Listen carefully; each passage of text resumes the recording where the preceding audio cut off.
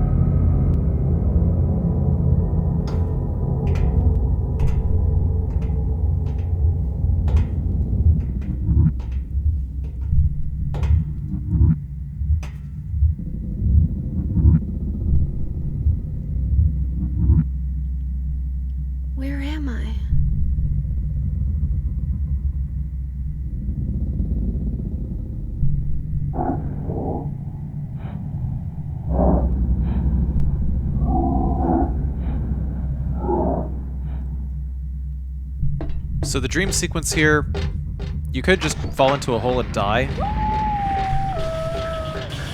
I'm not even sure whether to count that as damage or not.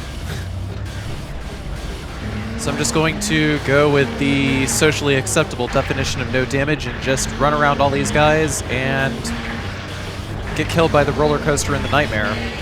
So one important thing to note on hard difficulty and above is that if Heather decelerates in front of a wall, she will hit the wall. This game has some pretty jank collision detection on the harder difficulties, but of course that is completely intentional.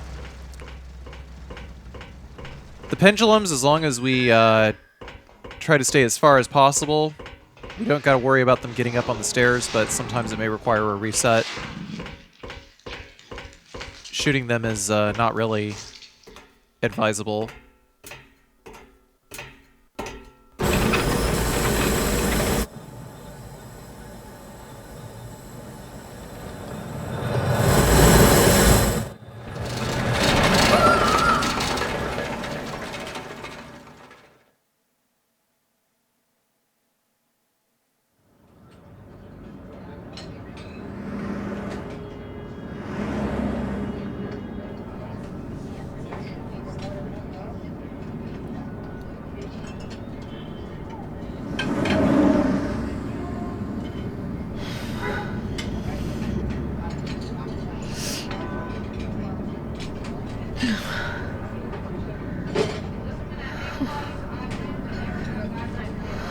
What a nightmare.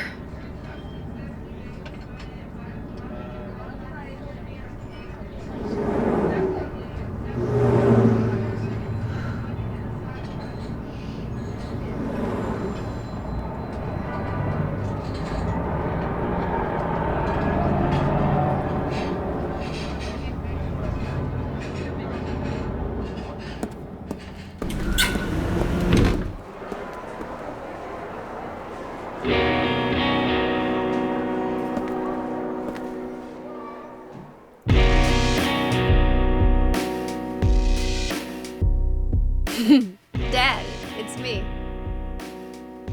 Yeah. Sorry I didn't call sooner. Yeah, I guess I was. Anyway, I'm coming home now. Oh, I didn't get that thing you asked me to.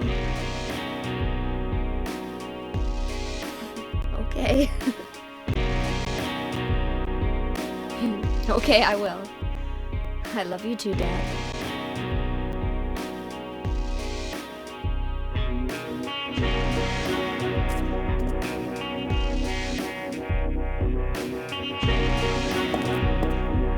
Heather, I need to speak with you. My name is Douglas Cartland. I'm a detective. A detective? Really? Well, nice talking to you.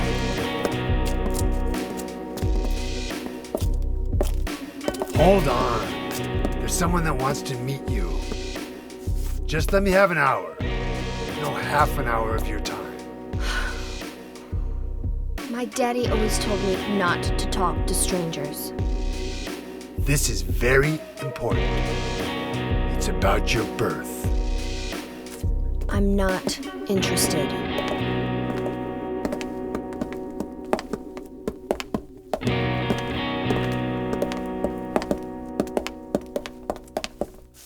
Are you still following me?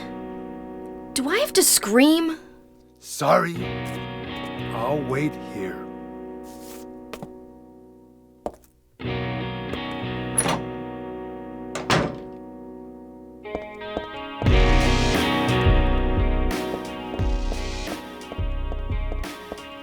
So to get this out of the way, this is a run done with saves.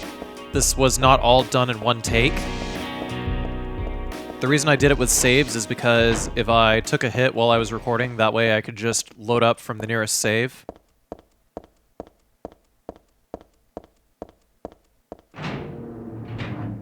That is called a segmented no damage run, which is very different from a no save, no damage run.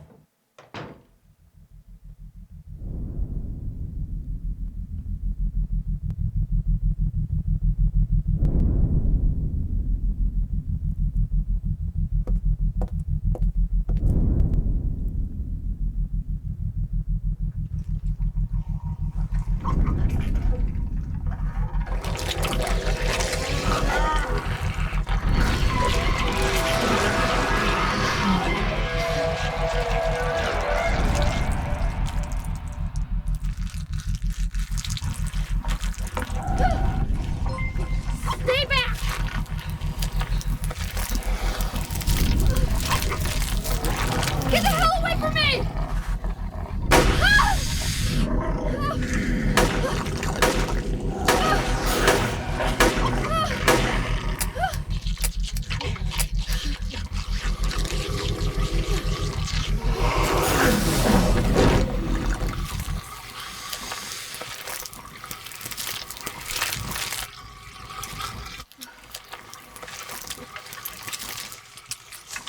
the hell is this thing?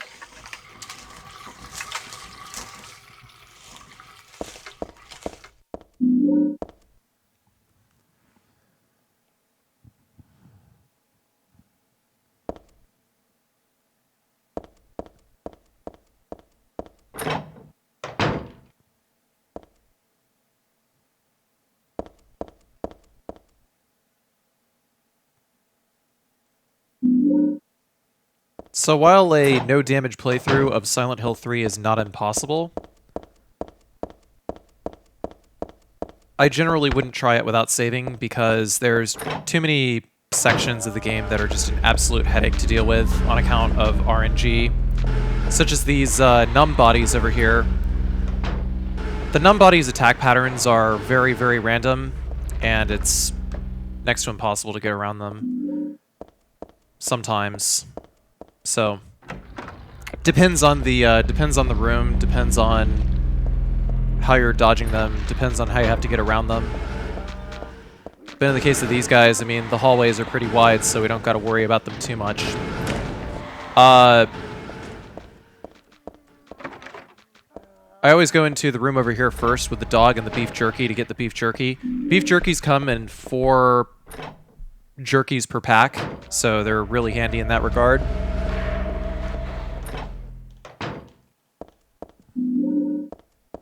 Also got to pick up every supply that we can. And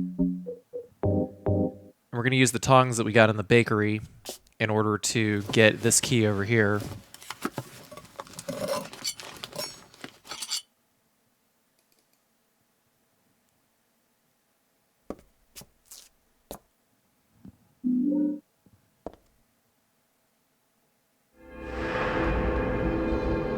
This is the end of the first segment.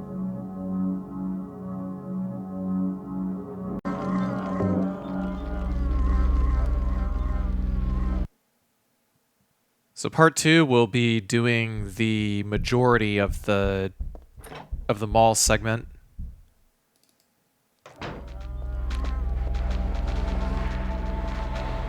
But most of my logic behind where I save comes from either having to deal with enemy patterns that are way too RNG to dodge around, or because there are exceptionally long cutscenes that I just want to save after. But I try not to save after. Try not to do too much saving around that if the rest of the segment is going to be very consistent. Anyhow, I'm just going to tell you the solution here for hard riddle difficulty is 8352. Hey, wait! What's going on? Where is everybody? Those weird monsters? They've come to witness the beginning. The rebirth of paradise, despoiled by mankind. What are you talking about? Don't you know? Your power is needed. How should I know? I am Claudia. So what? Remember me, and your true self as well. Also, that which you must become.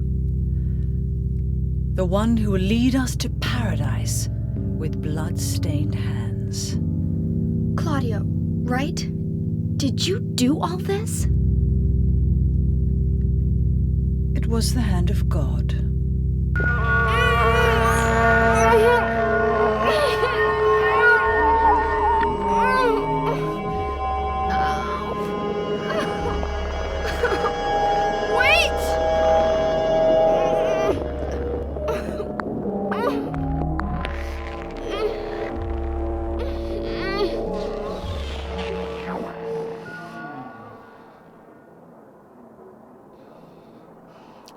get it.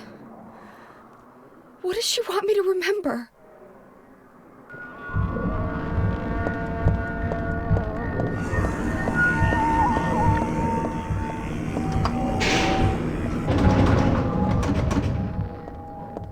This elevator ride will give us the radio.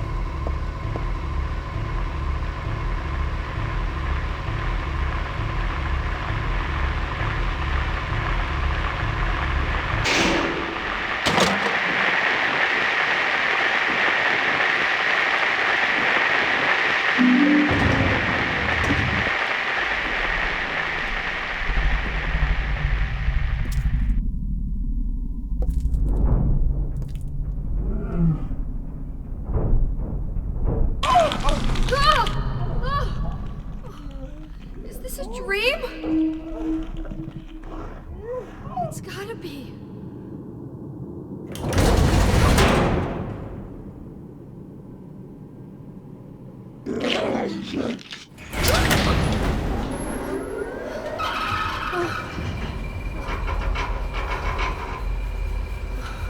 Not even a kid could believe in this.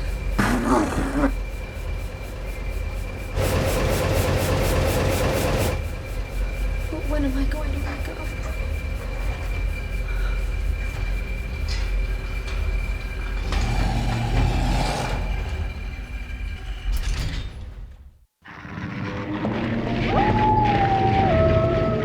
So when we get out of the elevator, go directly around the corner, like never turn right, always go left. And then at the first door at this junction, we can go in here. There is a there are health drinks and ampoules if you need them.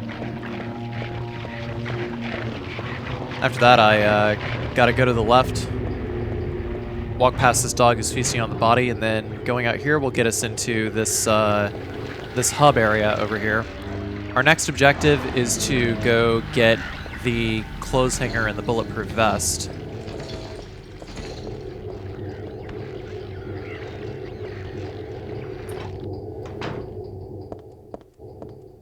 We also gotta get the bleach somewhere between the time we get the clothes hanger and the time we use it.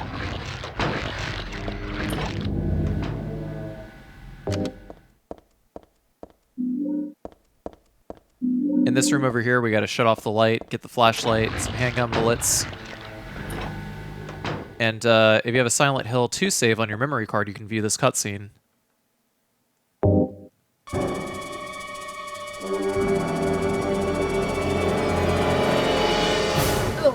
forget it. This is way too gross.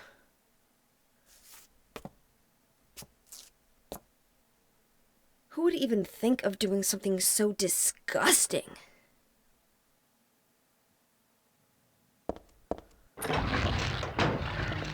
It's in the same room as the bleach, just FYI. I actually messed up. I was supposed to grab the flashlight and the bullets first, then get the bleach and do the cutscene second. But that is the same room you get the bleach in that I just got. Alright, so after we go through the double doors, go under the shutter and go into the clothing store where we shot the monster the first time. It's the same store, just in the Netherworld.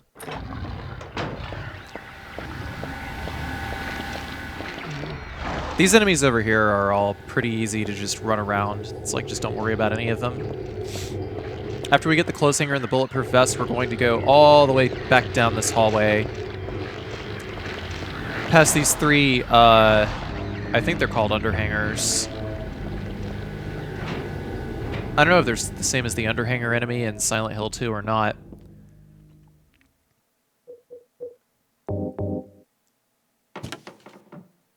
Now we can use the clothes hanger and make our way up to the next part of the shopping mall.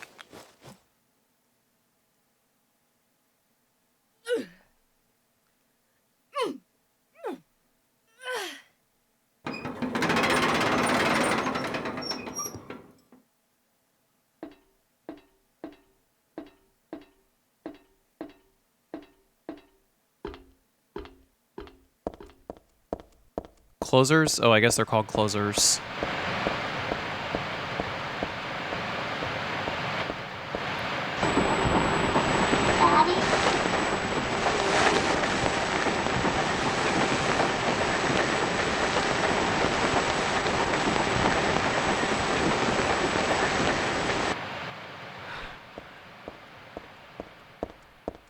So check the TV for a cutscene, then we gotta go up the escalator. Recommended that we go up the right side first.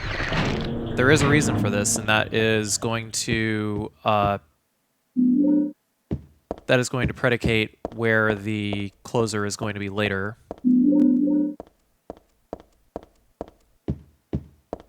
Is that even the correct use of the word predicate? I'm not sure.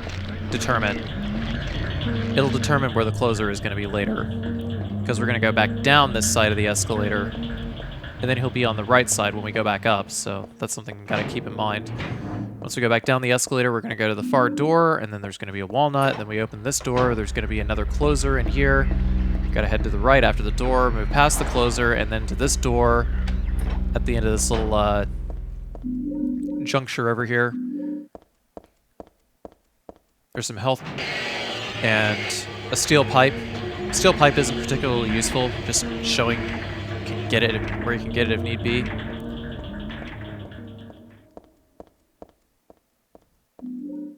We gotta get the detergent from this room over here. Now we're going back through the back hallways, and we'll click this button to turn off the fan. We'll mix up some bleach and, I'm guessing bleach and ammonia.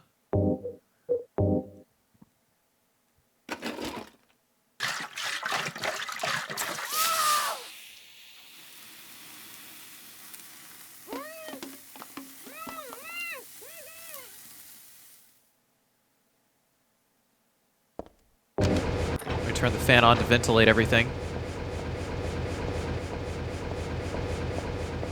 By the way, in case you're wondering why it looks so good, this is the widescreen mod. As a gentle reminder, this is not a speedrun. On the first clean-looking door over here, we can go in here, and there's 3 handgun bullets and another bag of beef jerky. But, yeah, the widescreen hack is actually banned for use in speedruns. But since this is not a speedrun, I get to use the widescreen hack, and everything looks super crisp. Run around the closer over here, and then once we get into this area with like the figure 8 shaped room, we're just going to run around here in order to get the pendulums, like the fucked up mosquito looking things, to go the other way. And then it'll be the first door after the bridge there. Then we can use the walnut, get the moonstone, and then we can save our game, and this will conclude part 2.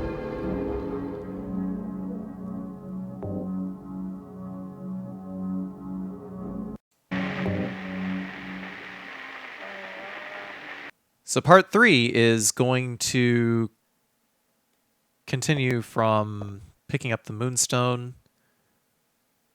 But before we do anything else, what I'm going to do is I'm going to equip these handgun bullets in my supplies. Now, this is a pretty handy thing that was added into Silent Hill 3. Instead of your right stick being mapped to your health items exclusively, you can also map other weapons or other things like your jerky or your ammo to it and just like reload or heal or do whatever you want. You just have a hot button. So when we come in here, we gotta move down a little bit so that we can get a lock on this guy. And I'm kind of like cheesing these guys in between the counter. But that one, that numb body that I just shot there is actually quite a pain in the ass. Obnoxious RNG dickhead. Unfortunately, we got to dodge around him in order to get out of there.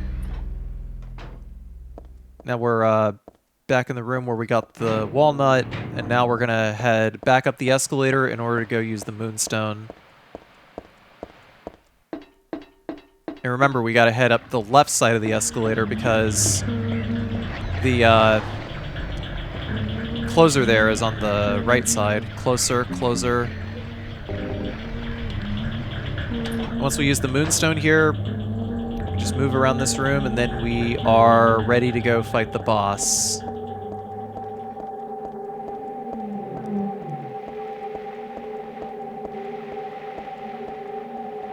Oh, there's some animation culling going on there. That's interesting.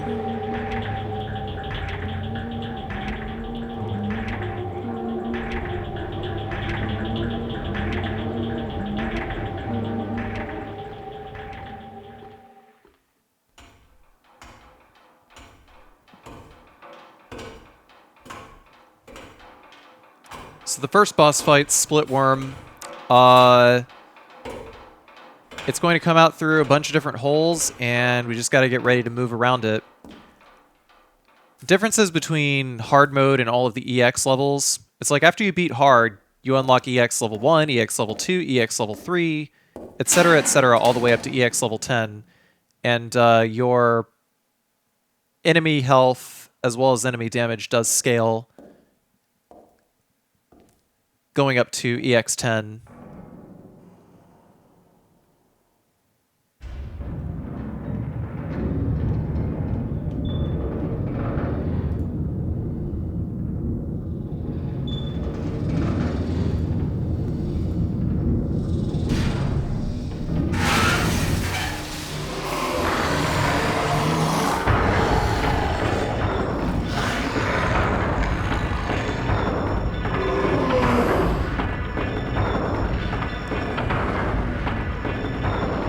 So Worm is going to come out of one hole, and we pop him 3 times. The third shot doesn't look like it's actually doing anything, but it actually is. It actually is causing him damage.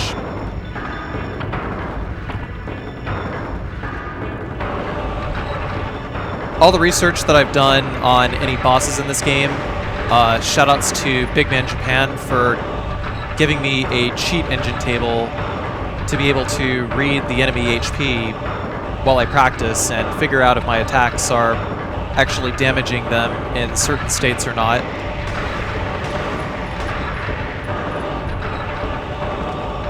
Yes, Cheat Engine actually does have uses besides cheating. You can actually use it to view enemy HP and like actually see things. Look at things you're normally not supposed to look at, especially if it helps you to get better at the game. So boom, boom, boom.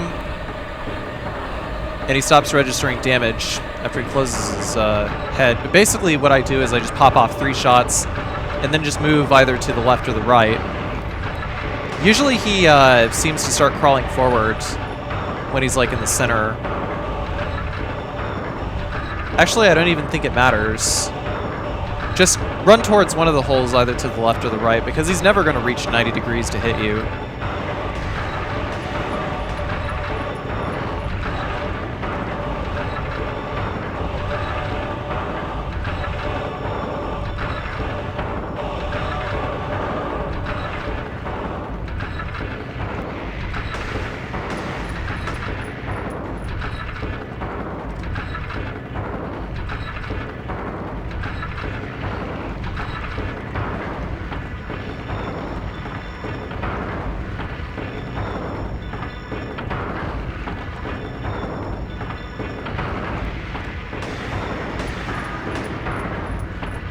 Three shots, boom, boom, boom.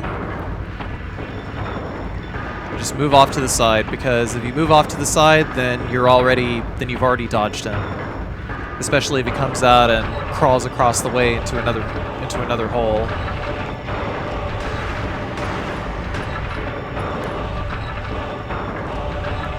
I don't actually remember how many bullets it takes, but this is why I just pick up all the ammo.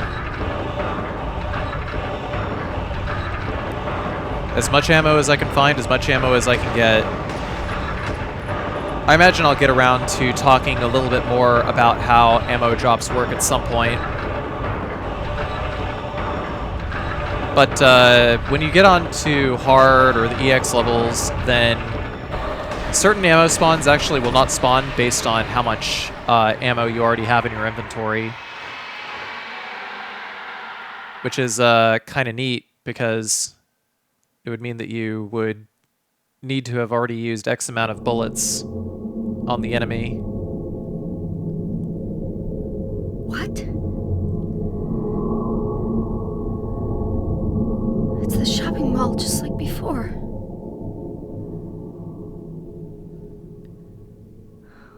Am I back?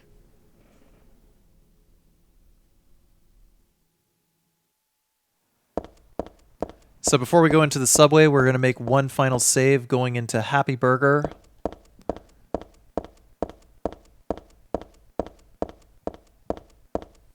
Just going to duck over here and to the right, and there's going to be plenty of supplies in here.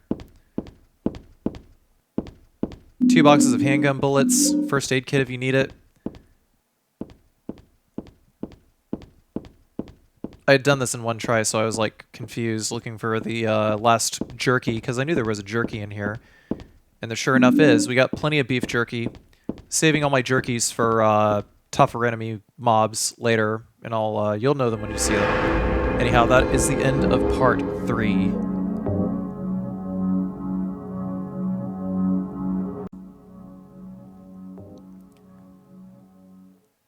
So part 4 will be pretty much the entire subway segment.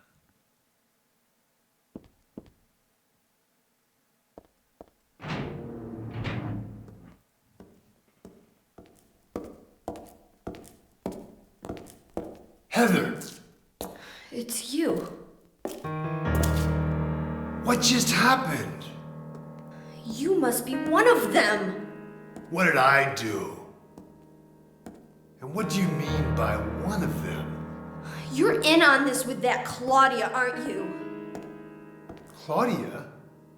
What about her? She asked me to find you, that's all. So you are one of them. Claudia did all that? Look, I was just hired to find you. I'm not on anybody's side. I don't know anything about this. Why don't you start by telling me what happened here? And that monster, what the hell was that? I don't know any more than you do. All I know is that things are getting really screwy around here, and I got a weird feeling it's got something to do with me. Maybe you're just an innocent bystander, but I can't feel sorry for you because you dragged me into this. You know, if you hadn't found me... What are you talking about? What's so special about you anyway? If I knew that, I wouldn't be so confused, would I? But I know there's something. Something I've been running from and forgot for a long time.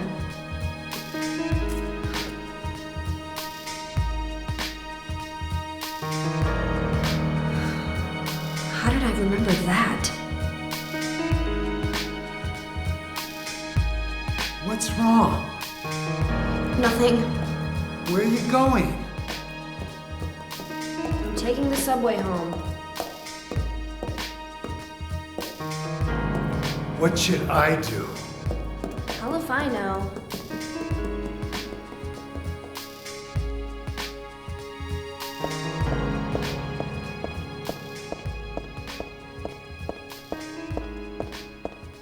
So this entire subway section is just needlessly a maze.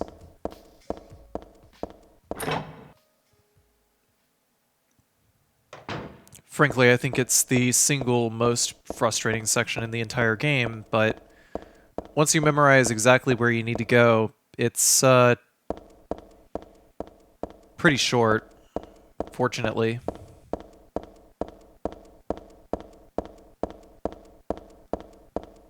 So once we go past the turnstile, we go directly across down the stairs, and then once we're down the stairs, we just go to the right and down these stairs over here.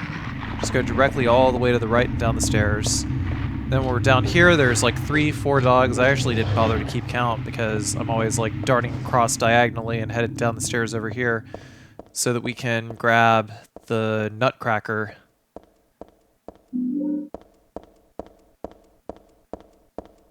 And once we go up here, we're going to go back the way we came. Just get around these dogs.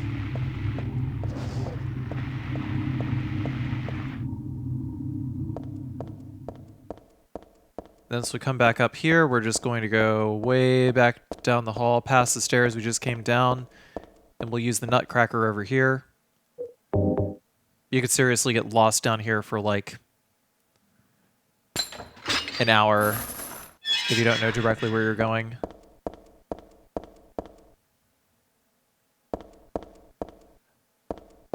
And once we're down here, there's going to be a subway car. shotgun wrapped up Terminator style. A couple of shotgun shell boxes, a couple boxes of shotgun shells. These insane cancers spawn in from where we just came from, so we're just going to run past them and go down the stairs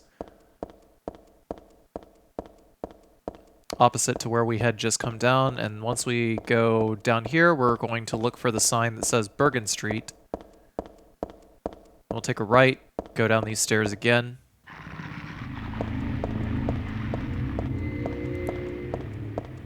Then we can drop down and examine the door over here.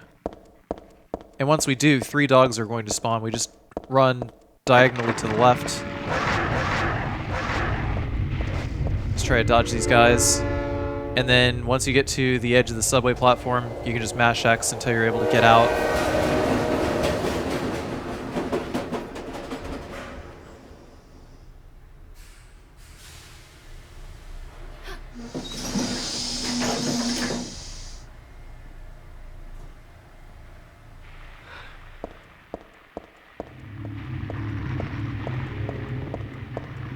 We're not able to get on the subway train just yet, but we can unlock this gate over here. And now we're back on the Bergen Street platform. Well, the Hazel Street platform, whatever. The train to Bergen Street.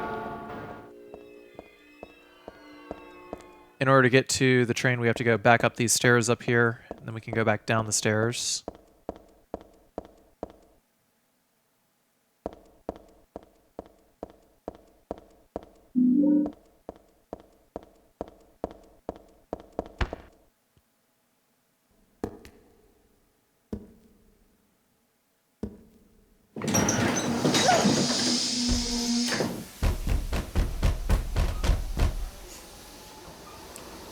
So once we're on the train, I'm going to make a save, and then there's going to be a bit of a micro segment here that I have to make over here so that I can get around a particularly annoying bunch of enemies. And you are about to see why. This is the end of part 4.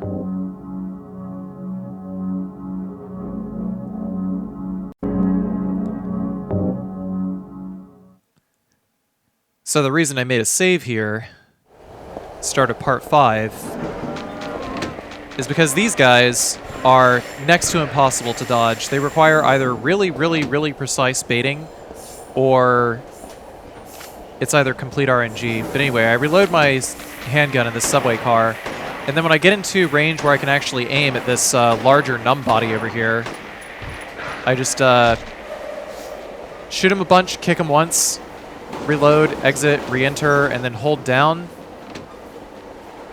It seems as though as long as you exit and re-enter a room, an enemy will not attack you within like 1 second. So that allows me to get around this other numb body over here.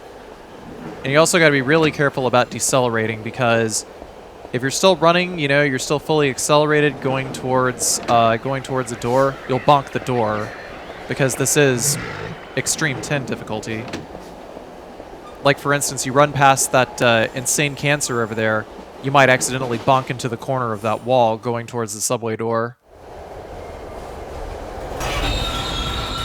But it seems the only way to actually consistently get no damage for that section is to just keep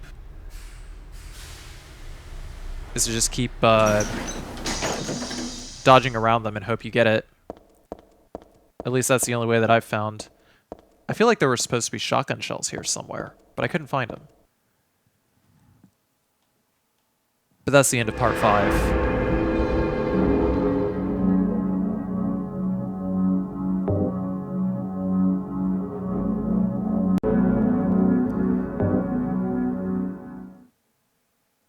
Part 6 is going to be the first half of the underground area.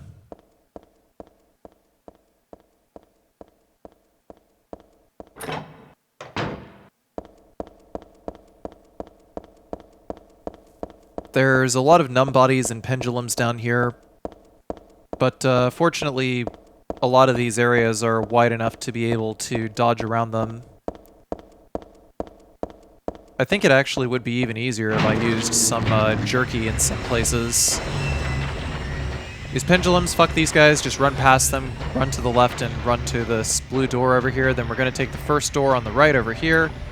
None of these other paths are absolutely worth going through. There's going to be 3 numb bodies over here, so we're just going to run right by. Fuck all of them, who cares?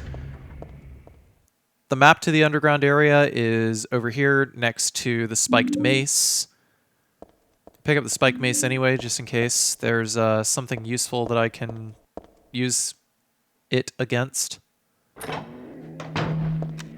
So once we get out of here, there's going to be a larger numb body. I cut the flashlight, then hug the wall over here so that he doesn't aggro. He's still just like moving around and shit. Then we go through this door. We're going to grab the beef jerky, the health drink, and there's a bottle of wine right here. The enemies will shuffle closer to the door when we come back out here, so turning off the flashlight. Then we got to take a wide angle to get around the big numb body. And then from here, now that we got the wine bottle, we're going to go to fill it next. We need the wine bottle in order to fill it up with some kerosene and refuel a hoist.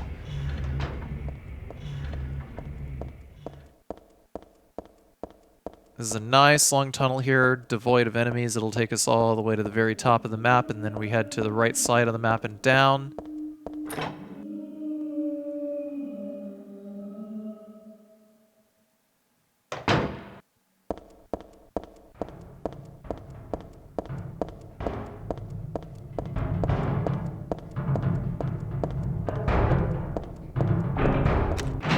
We gotta cut off the flashlight, then run in here. Cutting off the flashlight will stop the numb bodies from aggroing too early. All the enemies in this game do aggro pretty fast, but at least if you turn off the flashlight, they won't aggro that fast. It's more about aggro speed than whether or not they can see you. So we'll use the wine bottle and get an oil-filled bottle, and then I'm going to end part 6 over here.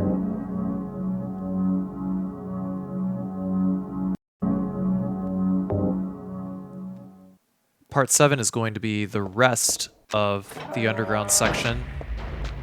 We're going to cut off our flashlight, and in doing so, we can just scoot right past these numb bodies as long as we take the inside of the wall here.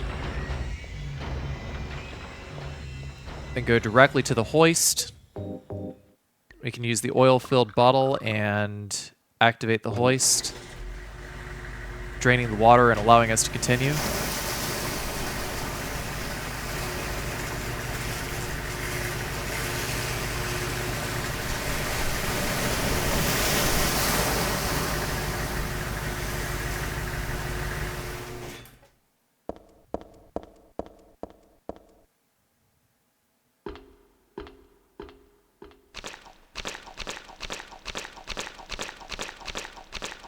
All we gotta do is move up these stairs over here, then exit out this way. The second half of the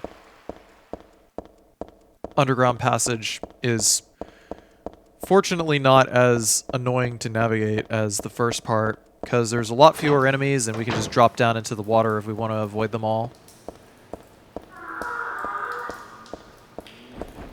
Once we see a large numb body over here, we're just going to drop into the water.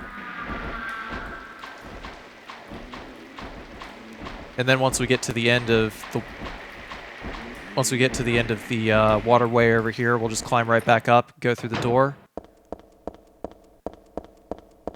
And at the top of the door, there's going to be an ampoule and also a blow dryer. There's a body in the water.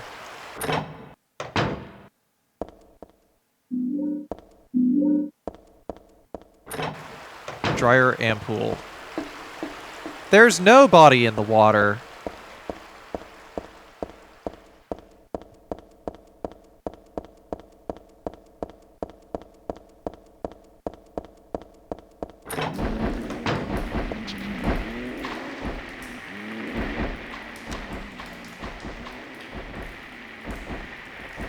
So, trying to get this numb body over here to get the fuck out of the way so I can go through the door. Ah, he turned right as I climbed up the ledge.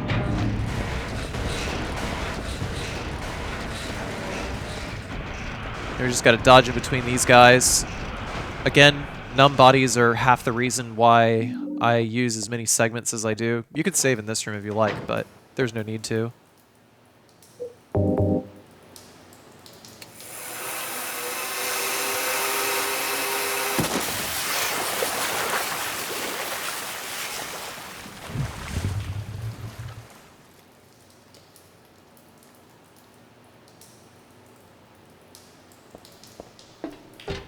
Just use that blow dryer to kill that hentai, no big deal.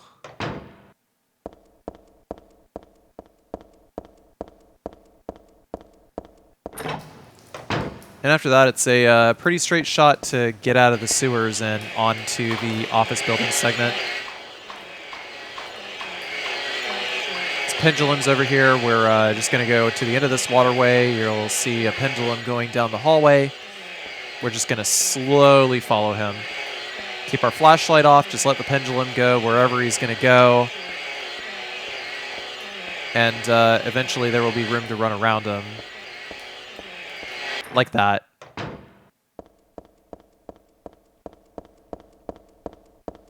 And with that, we are now out of the waterway.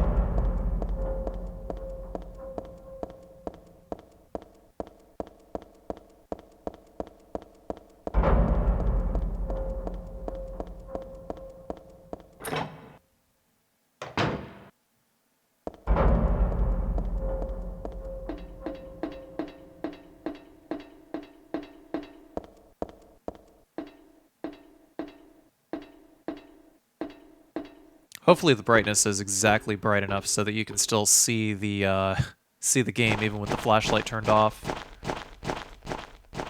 Whenever I play survival horror games, I tend to keep the flashlight pretty bright, or I tend to keep the brightness pretty bright.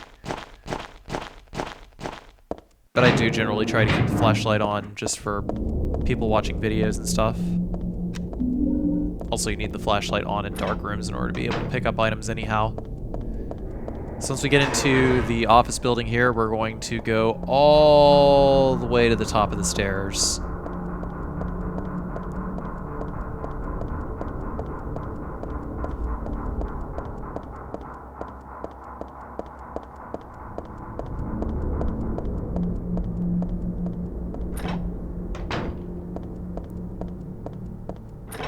Nothing else to be grabbed in here.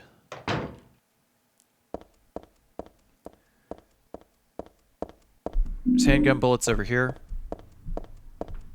Also, the binaural sound effects, they get me every time. Every time there's footsteps, like in the room above Heather, it sounds like there's literally footsteps above me, and I'm always looking up every time. Oh, dang, I didn't even break open the wall to get the silencer? Why didn't I do that? Ah, well, it's okay. Silencer doesn't really do a whole lot for you on Extreme 10 anyhow.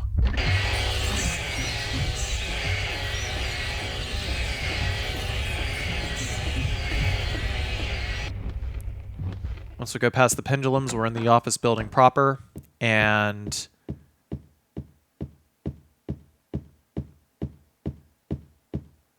we'll move into this room over here on the opposite end of the hall.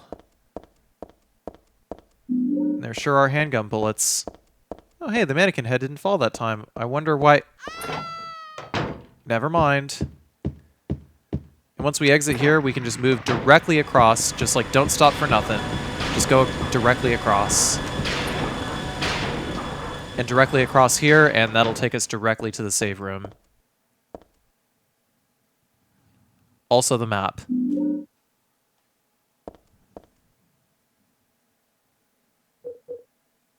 We don't have the screwdriver yet, so can't use that yet. And that is the end of part 7.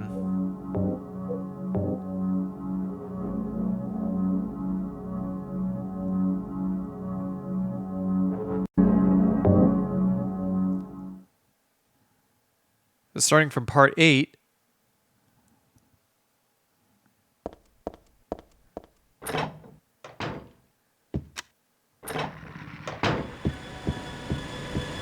we're just going to veer around this dog over here and then head directly towards the staircase.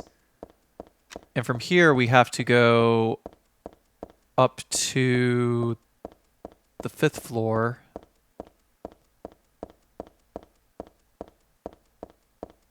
Just kidding. We have to go to the top floor. Just kidding. We have to go to the 5th floor. Staircases trip me out, man. Anywho. Gonna run directly to the right here. The next objective is gonna be to get the jack. We're gonna equip some beef jerky here. And in order to get past these numb bodies, we're gonna drop this jerky over here. Lure him over this way. Precisely enough out of the way to sort of trip him up so that he doesn't wind up any attacks while we're running by. Then we're gonna pick up the jack from that room over there and then run directly across in order to exit. And once we do that, we are going to do the safer thing. Usually I like to start my segments doing the more dangerous thing and move on to the thing that I know I'm not going to get wrecked by. So we gotta go grab the screwdriver, and then we're gonna grab this katana. The katana is going to be the single handiest weapon in the entire game.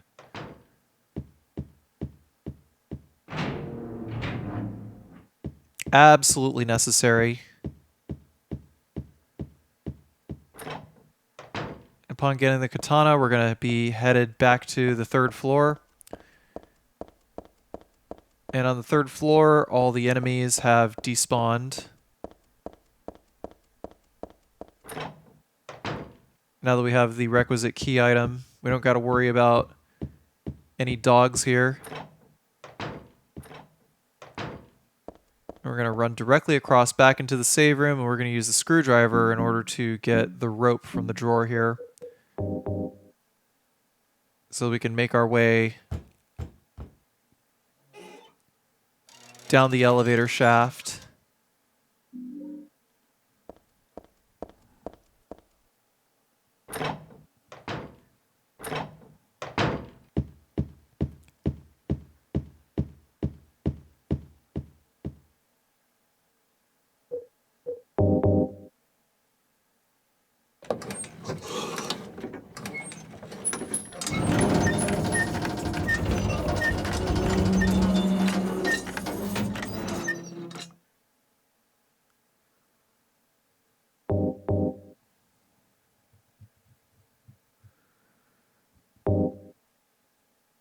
We're going to use this rope to climb down to the 2nd floor.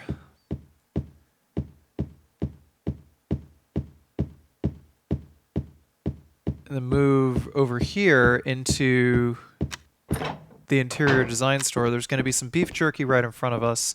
And then we got to do some trickery over here. We got to run past this numb body over here and unlock the door. And then we're going to try to make sure that both numb bodies are going in that direction so that we run back around here and then we can run directly across, and that way we only gotta dodge one numb body in a wider space instead of one numb body in a not so wide space. I knew it.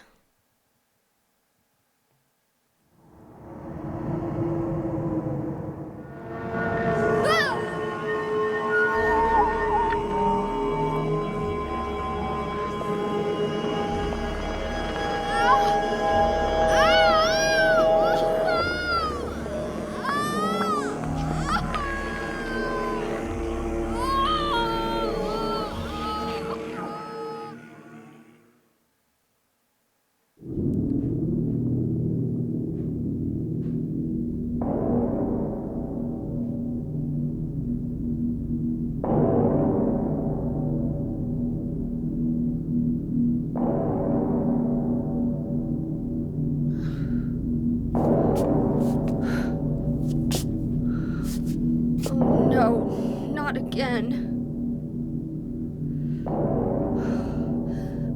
Did she do this too?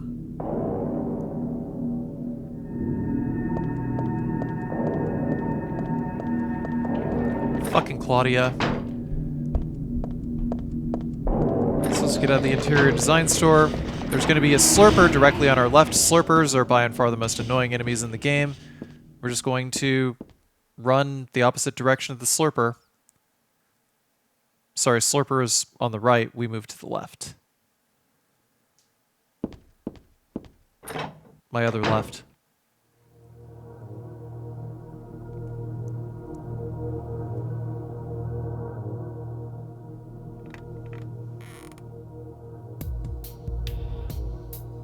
Heather. That's what you're called now, isn't it? And who are you? The name's Vincent. Don't forget it, okay? I'm on your side. So you say. But how do I know you're not with her? Her?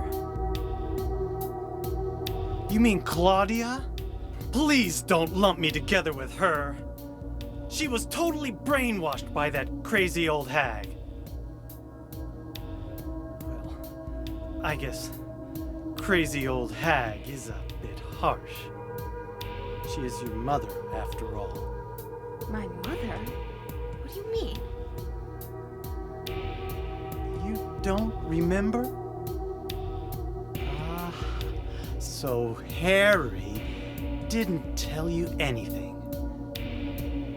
I guess he hid the truth to keep you on his side, eh?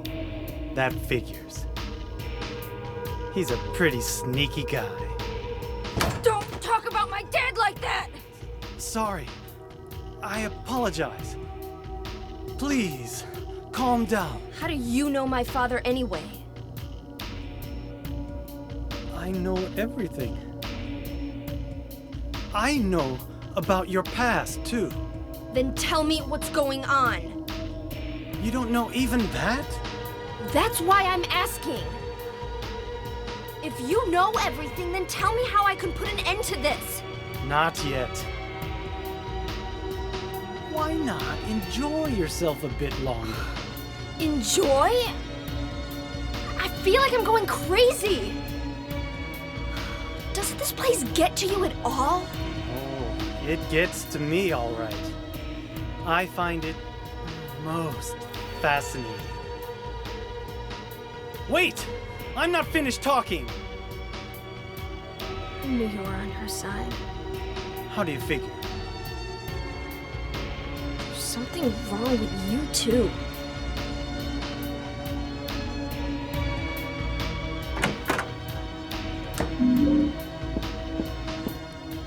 So grab the Oxyidol in the other room and move directly to the save point, thus concluding part number 8.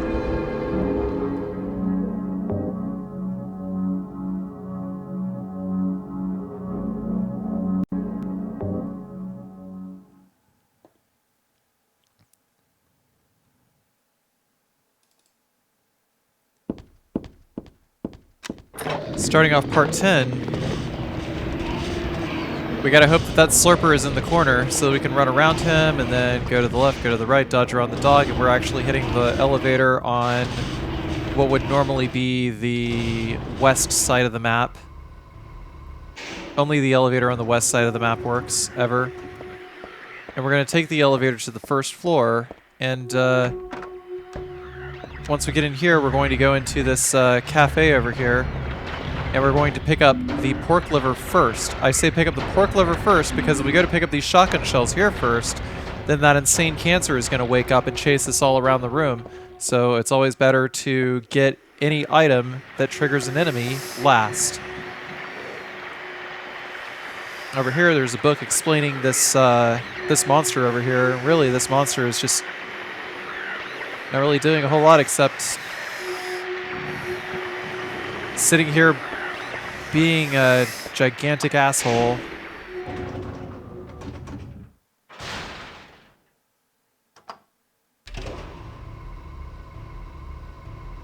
Now we're going to take the elevator to the 5th floor.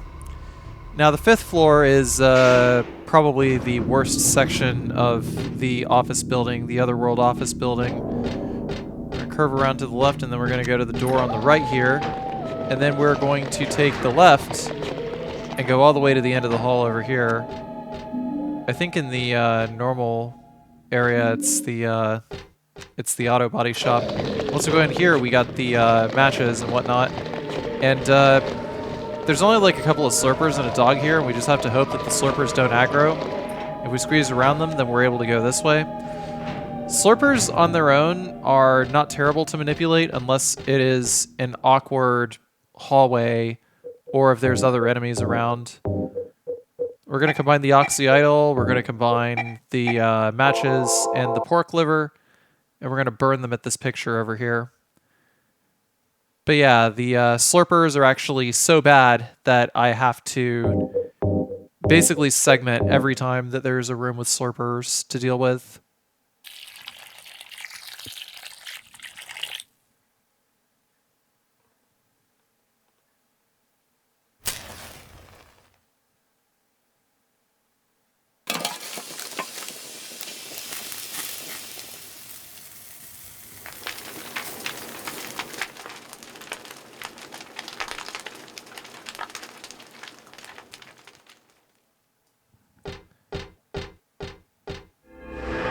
And that is the end of part 9. So part 10 is going to just be killing slurpers. Because slurpers are fucking horrible enemies. So what we do here is we go over here, place the beef jerky, let the first slurper come up, and the trick to dealing with slurpers is to try to get to the side or the back. And we always do a hard slash, and I would say about 70% of the time, 2 overhead slashes from the katana will cripple the slurper enough for you to just keep slashing them. But sometimes it'll take 3, and if it takes 3, then there is a very high chance of getting knocked down. At which point, I hope that you have a piece of wall in your way for the slurper to swing and miss whenever it does attack. So at this point, because slurper is not coming around the corner, we're just going to leave the beef jerky there, and usually the slurpers will go after the beef jerky first, but we have to confirm that they're going after the beef jerky first. They don't charge after the beef jerky. He's crawling after the beef jerky, he's not crawling after me. He smells it.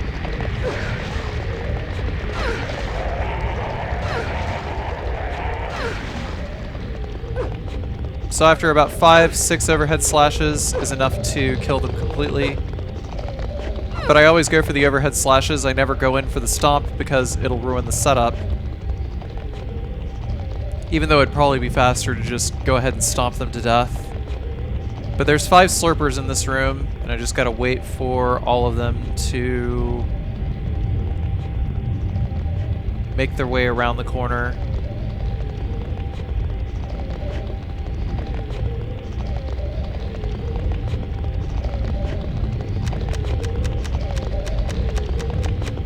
The music here is excessively loud, though, when dealing with slurpers.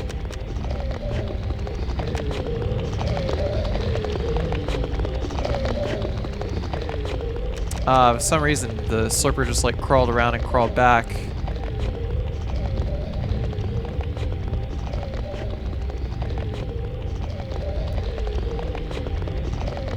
You can hear it getting louder around the hall. There it is. Okay, so when he goes around the corner there, when is he going to smell the beef jerky? He smelled the beef jerky, so I'm just going to let the camera return to normal. 1, 2. Fortunately, he immobilized after 2 slashes. Sometimes after a hit, they can recover, they can charge after you, which is, in my opinion, total bullshit. There's no easier way or quicker way to deal with slurpers, unfortunately. You know, I'd always hoped that shooting the slurpers would actually be the best thing, but then again, when I was doing preliminary research into this game, I was also only looking at speedruns and just not even thinking about doing things like using beef jerky, which the quantity of which never changes based on the difficulty of the game. You get to place as many beef jerky as you do on easy on this difficulty. So there's the last slurper. Trying not to go in for any slashes, just let him like wiggle on the floor. Now I'm just getting rid of the rest of his HP so that he won't come back whenever I re-enter the room. And that's all 5 slurpers in this hallway. But before I do that, I'm just gonna unlock the door. Then I'll go back upstairs. Unlocking the door is actually going to be pretty important because I'm going to use the circle around strat that I used on the numb bodies before, but this time on slurpers. It'll save me from dealing with killing the other slurpers later. But that's part 10.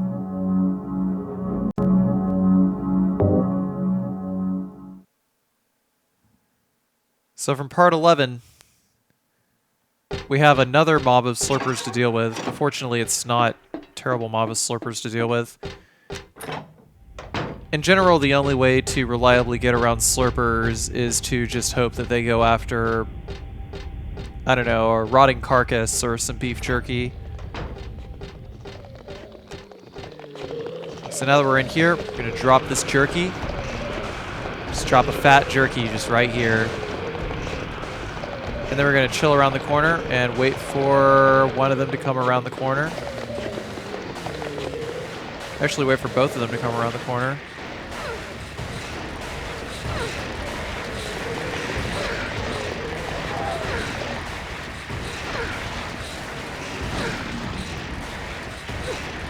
So, managed to get one. And the other one seems to be caught on the hitbox of his brother, which is also fine.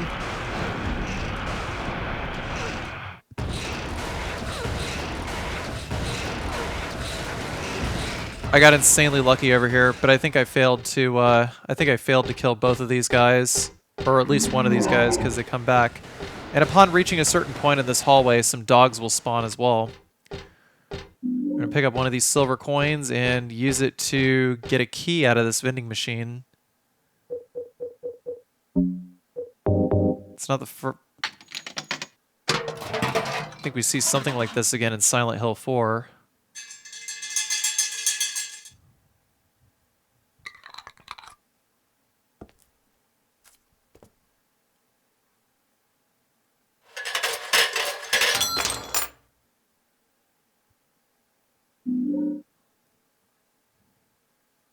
Now we gotta make our way down to the first floor.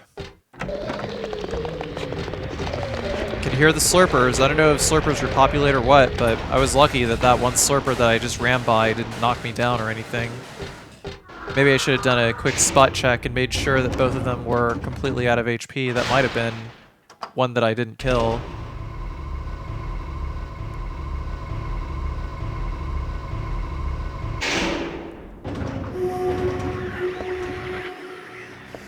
So after getting out of the elevator, we're going to go left and then go right. Turn off our flashlight. Use the life insurance key to open this. And we're going to go all the way down to the end of the hall first. The reason I do this is because I'm trying to wait out these slurpers over here so that I can confirm that they are eating the body at the far end of the hall. And putting some distance between me and them will make them not try to sniff me out. So we just gotta wait until we stop hearing the sound of them slurping everywhere. Then we can proceed. And if we just run down and open the door, we don't have to deal with them at all. Having a dead body is just as good as having a jerky dropped. Do enemies regen health after loading screens? No, they do not.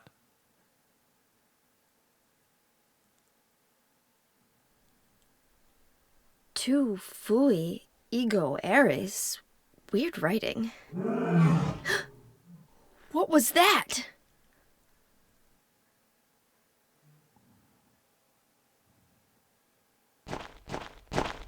And with that, we are now free to leave the office building. The slurpers in here have despawned, so don't gotta worry about them. And now we can make our way over to Heather's apartment.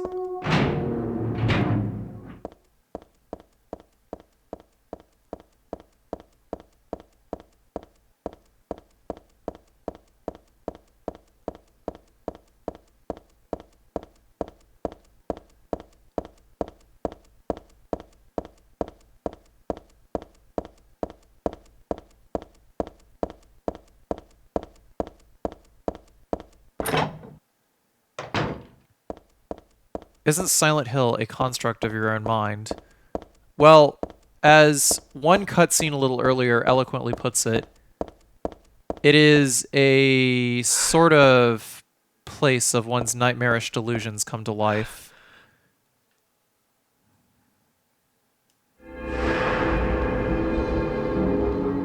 And that's it for part 11.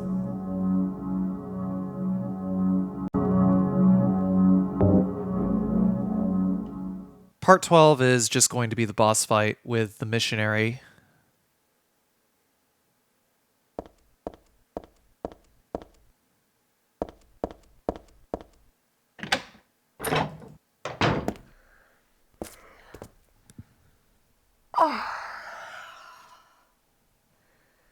Dad, I'm home. Listen, something really crazy's going on. I think we should... Dad? Dad?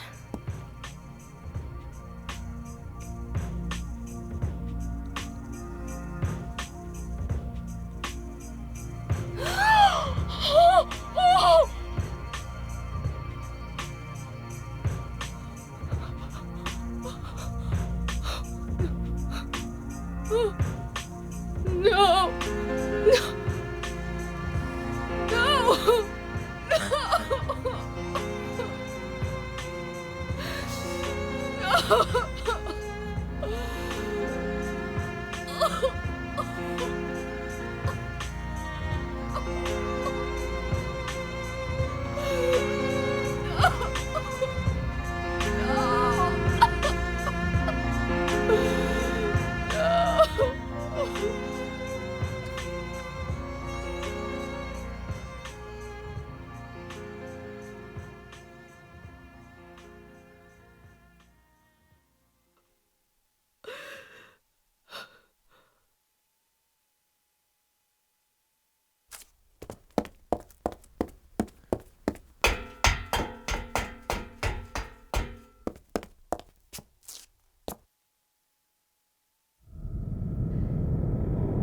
Did you do this? You're late. But why? Why? Revenge for 17 years ago, for one thing. If not for him, our dream would have come true. And then he took you away from us. I'll get you for this! There is another reason. To fill your heart with hatred. It must be this way. One day you'll understand why. No, I'll never understand! You must try to remember me, and your true self as well. You will birth a god, and build an eternal paradise.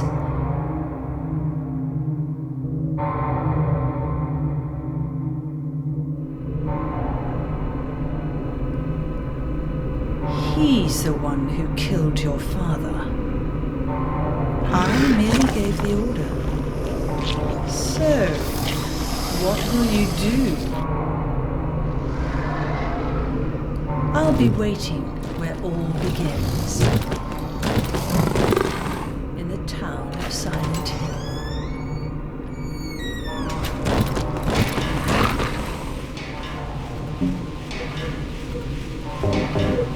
So for this fight, the most straightforward thing is to just equip the shotgun and the shells here. And in order to actually be able to do damage to Missionary, we have to wait for him to whiff an attack. He's going to run around a whole lot, and we also got to keep our flashlight turned off. So once we're able to get behind him, one shotgun shell is enough to knock him over, and then we just pop him once on the ground in order to make him get back up.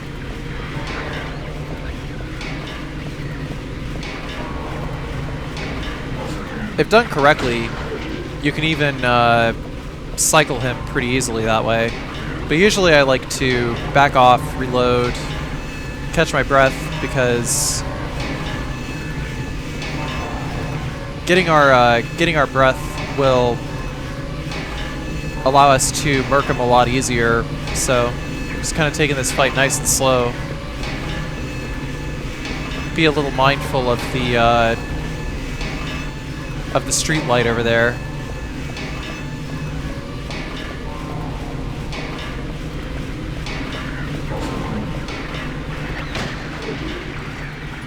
If you try to attack the missionary from the front, then he will block the entire shotgun shell.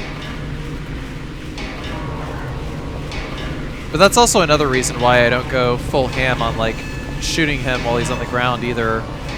Is because one, if you do it too close, then he'll get up and he's got like a pretty wide radius to his counterattack. And two, it's actually better to just shoot him once and have all the shotgun shells hit at close range. So it's like get close, boom, back off, reload, and just like keep cycling this like one shot at a time.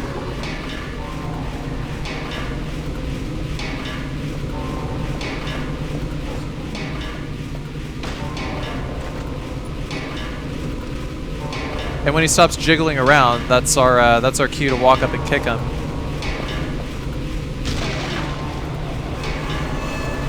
And end the fight.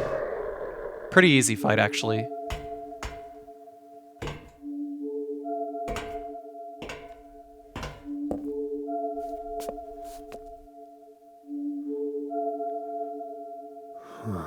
I don't know what to say. Then don't say anything. I'm fine, so just get out of here and leave me alone already! Calm down. Calm down? How am I supposed to do that? My father is dead! He's murdered! Get out! This is all your fault! If it weren't for you, I'm sorry. then go! If it'll make you feel better, I will.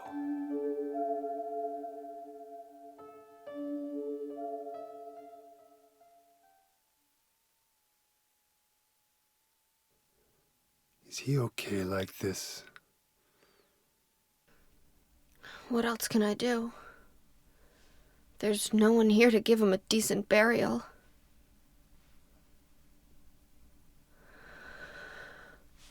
I'm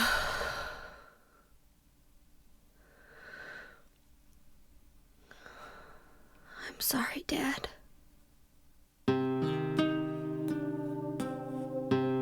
What do you do now? I'm going to Silent Hill. What's in Silent Hill? I don't know. Do you think it's safe? Of course it isn't. I don't know what kind of hell is waiting for me there, but I've got no other choice. I don't care about God or paradise. If that's what she believes, then fine. But she won't get away with what she did.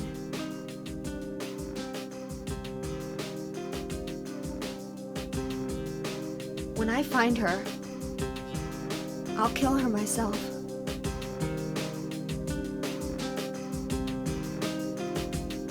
Revenge doesn't solve anything. Maybe not, but that's what I'm going to do. How are you gonna get there? None of your business. I'll give you a ride. I don't need your help.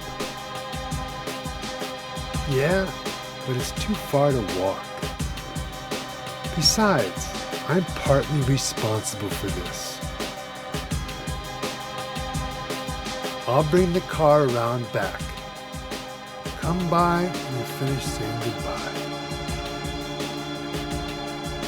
You know, you might die too. That's fine. Nobody's gonna cry over my grave.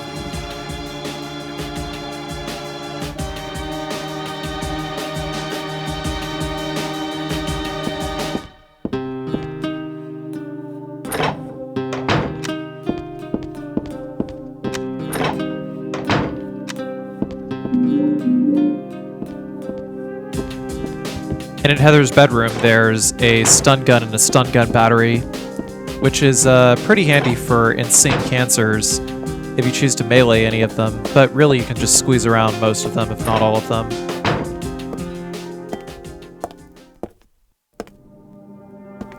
I just met some guy named Vincent. Vincent? He's a friend of yours, right? I'm not sure. He said when we get to Silent Hill to look for a guy named Leonard, and he gave me this map. What do you want to do? We can't trust him, but we've got no other choice.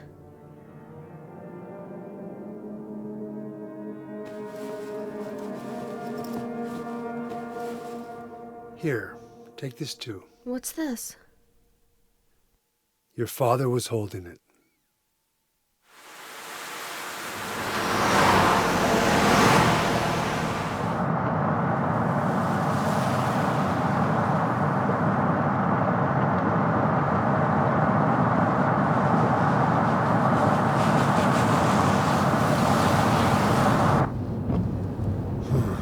Started raining. Are you sleeping? I'm awake. You cold? What's the deal with Silent Hill anyway? It used to be a nice, quiet little town. But now... You've been there? Once. On a missing persons case. Never did find him. But I'll tell you, that's one screwed up town. My line of work, you hear a lot of nasty rumors. I was born and raised there. Sorry. I didn't mean to offend you. No offense taken.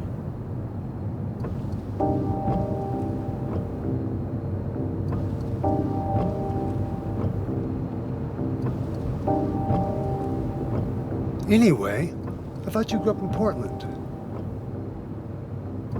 What's wrong? Feeling sick? My head's pounding like the worst hangover ever. Maybe your car's sick. No. I'm just trying to remember. My childhood. Something terrible happened in Silent Hill 17 years ago. A woman named Dahlia. She tried to summon the ancient god of the town. She offered up her very own daughter. That's crazy. Maybe so, but it worked. The girl gave birth to a god. You see, that girl had special powers. Powers? Her classmates called her a witch. She could make things happen with her mind. She could kill people just by wishing for it. But in the end, that god was killed by a single person. My father, Harry Mason. I guess it wasn't much of a god if it could be killed by a human being.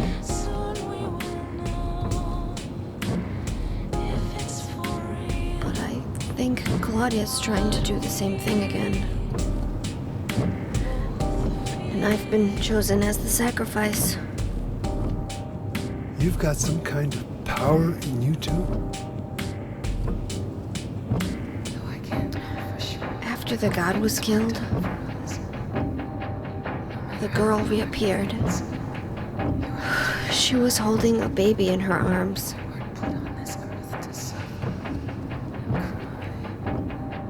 Before she died, she gave the baby to my father.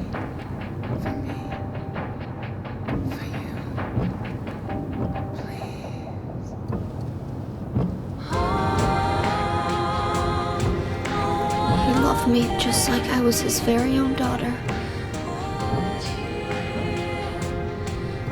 Even though he didn't know who or what I was.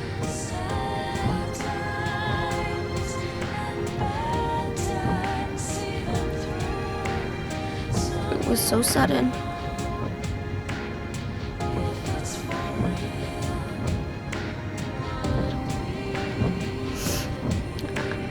I never had a chance to tell you how happy you made me.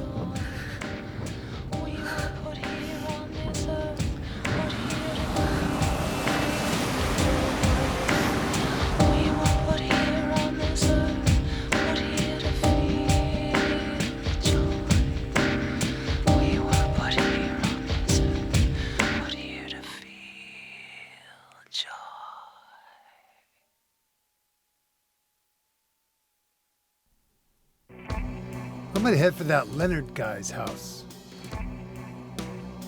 You check out the hospital. You got the map, right? Yeah,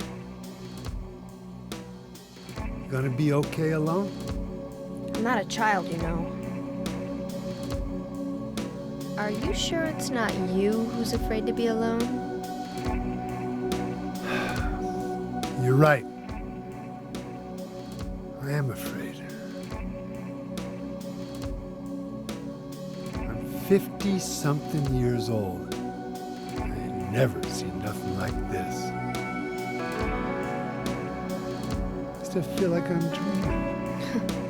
More like a nightmare, I'd say. Yeah. I want to wake up and have a smoke already.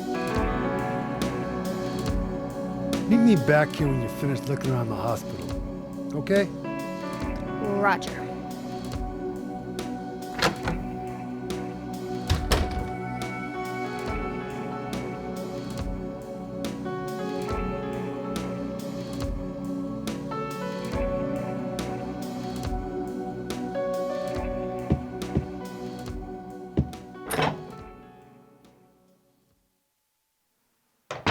So before the end of the segment, we're just going to head directly to the hospital, but along the way there's a box of shotgun shells that we can grab.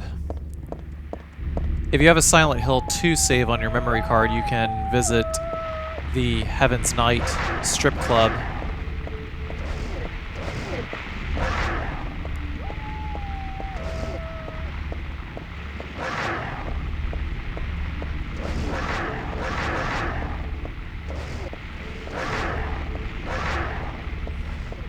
So as long as we're running in a straight line, these dogs are just like almost never going to attack us. There's like no chance. Even though there's like 3 of them. Ah, but the camera almost screwed me over there.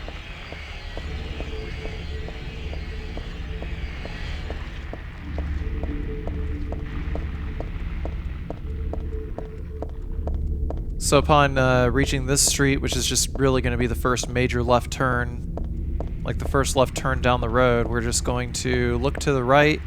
Eventually there's going to be an alleyway, and we'll notice graffiti that says cookies. So we'll go up these stairs. There's Heaven's Night. Head over to the left here. Grab these shotgun shells, and then we're going to make our way over to the hospital.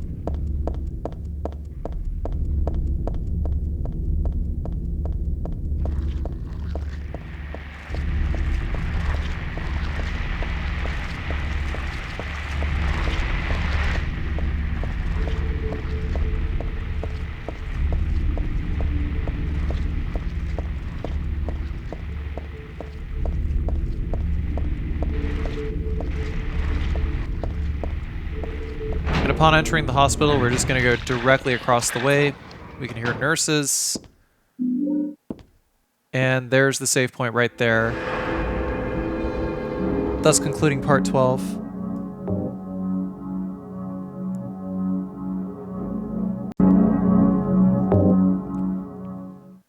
Part 13 will cover the entire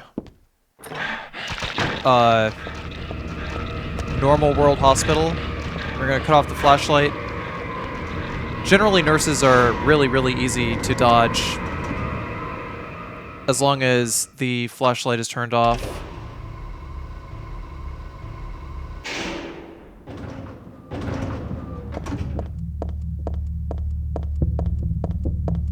We're going to take the elevator to the second floor and then go to the nurse's station over here in order to get the nail polish removal. If you examine it again, then you can get perfume. Perfume is only useful in 10-star runs when you need to lure more nurses to you, but it makes them really, really aggressive. The code here is 4896 on hard riddle difficulty. We're going to squeeze by these nurses over here and then head over to room M4. We're going to check the time on the clock over here. It says it's 3:23. But on hard riddle difficulty, that means it's 3:23 p.m., not a.m. So we have to set it to 15:23 in military time in order to open up the briefcase and get the camera. That code is completely random, by the way. And upon re-entering the main section over here, the elevator hallway over here, there's going to be a nurse there, so we have to hug the wall to the left in order to get around her, also with the flashlight turned off. If you have the flashlight turned off, then enemies will be a little slower to react. And usually they won't, like, do some kind of Dark Souls homing turn bullshit on you. So we're going to squeeze to the right here, just try to get through the benches over here. Then we're going to make our way into room C4 on the first floor. And we're going to use the nail polish removal to get the staircase key.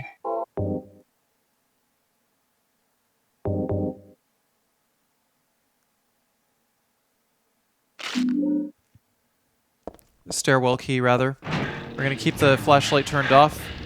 Check the positions of those nurses. There's a clean line that we can take right there. And then we're going to head over to the stairwell over here. And then we're going to head down into the basement. You can actually use the, or pick up the submachine gun here. I personally don't use the submachine gun in this run. I haven't really found anything that it might be particularly useful for, but haven't actually tried using it against slurpers yet. I wonder if it'll be useful against slurpers. It's about the only thing that I haven't tried against slurpers yet is the submachine gun. We're going to use the camera, reach behind that shelf, take a picture of the code for the third floor elevator, which is 1629.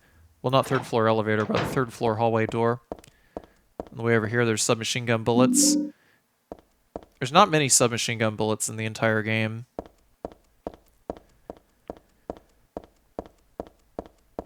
Next up, we're going to go all the way up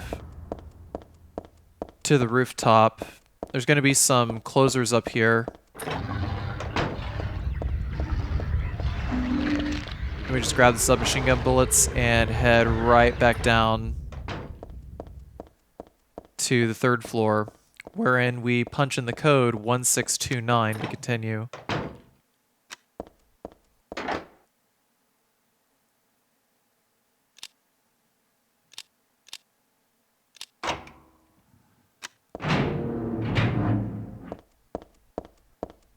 Enemies are not going to show up in this hallway until you're halfway down. The game's trying to pincer attack you.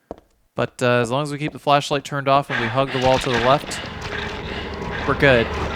We go directly to room S12, and now we're getting a phone call.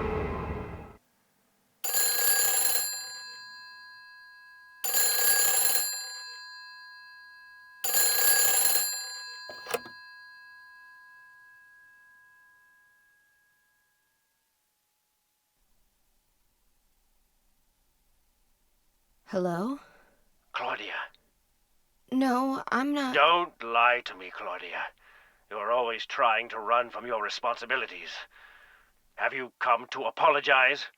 Or maybe you still don't realize how foolish you've been. The salvation of all mankind. Ah, what a ridiculous dream. Wait, just listen to me for a second. I've heard enough from you already. How did you turn out this way? Where did I go wrong? Listen to me already. I'm not Claudia. not Claudia. My name is Heather. Heather. Who are you? Leonard Wolf. I'm sorry. I thought you were my daughter.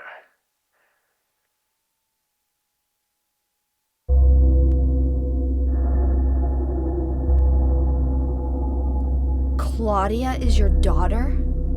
Oh, so you know her, do you? Are you one of her followers? No, never. When I find her, I can feel the hatred. What? Behind your words. The anger. You plan to kill her, don't you? I'm sorry, but She killed my father. She's a fool. But she's still my daughter. I was going to forgive her if she changed her ways. But I see it's too late. Heather, will you help me? Help you? I'm locked up in here, and I must stop Claudia. Where are you now? I'm not sure myself, but the door is at the end of the hall on the second floor. I think I can be of help to you. I have a seal. Please. A seal?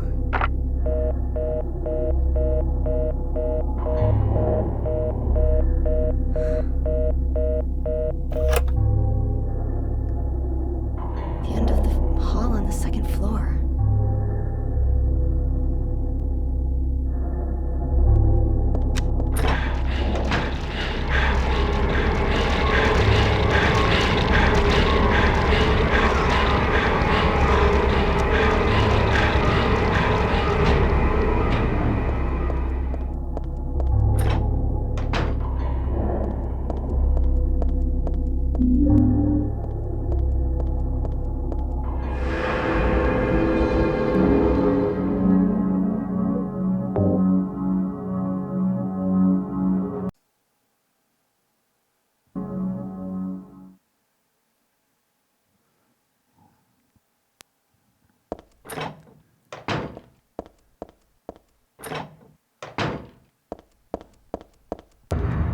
So part 14, we're just trying to get to the first save point in the Otherworld hospital, and we do that by going downstairs back to the second floor, shut off our flashlight, murk past these nurses as usual, because it's super, super easy.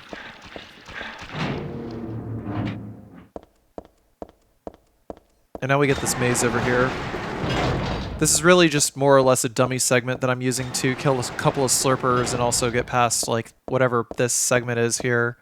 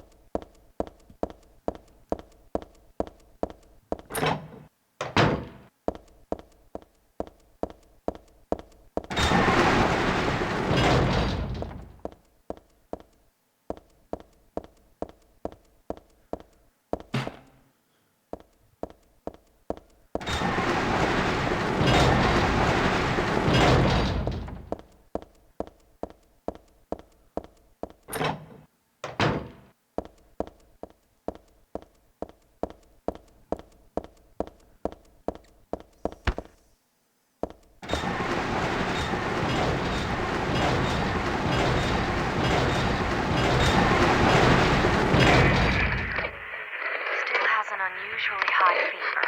Eyes don't open. Getting a pulse. Just barely breathing. Why? What is keeping that child alive?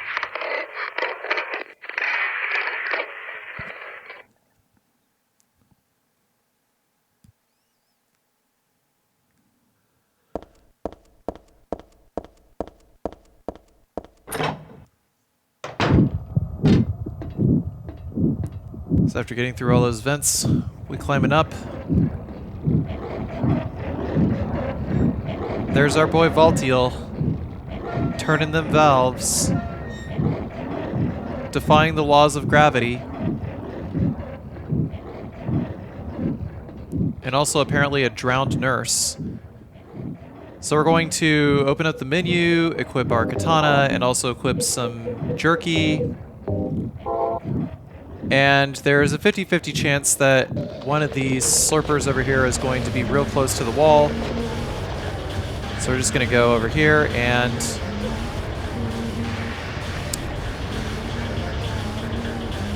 That slurper just went directly for the beef jerky, fortunately. I don't know, this whole section kind of had to get lucky. But I did like, what, 2 slashes and he stopped moving enough for me to finish killing him. Now I got one more slurper to deal with. Just gotta wait for him to come this way. I can't put down any more jerky because if you put down more than one jerky, it confuses the AI of the enemies. And more often than not, they'll just keep shifting from jerky to jerky and eventually to you. So. Alright, so there's the slurper right there. He's going directly for the jerky, and now that he's gone for the jerky.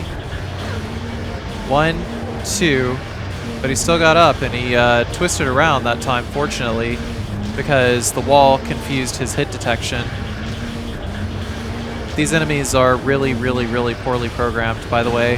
I hate them so much. And we're going to turn on the flashlight, and right across that little alcove with the gurney right there is going to be a room with some handgun bullets and a save point.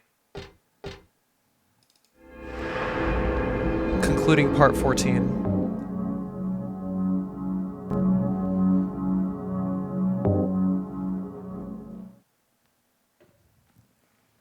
Part 15 is reserved pretty much just for killing some slurpers and a nurse in this room over here. But that's perfectly fine. We got our trusty katana, we got our jerky, and a little bit of RNG on our side. When we see the slurper going for the jerky, we can just move to intercept him before he goes up to the jerky and just get him out of the way. The nurse is pretty much always the second enemy you're going to encounter. And hopefully she moves into the center like that. And once she makes herself vulnerable, I guess, that's about the time we just start using just like regular swings, just like mash the fuck out of it. Kick the shit out of her when she's down. When she raises her gun, she's actually going to have full poise, so you're not going to be able to take her down while she's got her gun up. You would think she'd be vulnerable, you know, just like standing, but you can't hit stun her out of that action. So we're going to do the same thing we did to the first guy with the second slurper. Keep kicking him. Keep kicking him.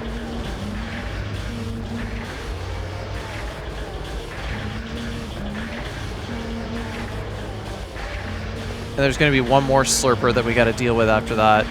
It's just one nurse and 3 slurpers. Except the caveat is the nurse.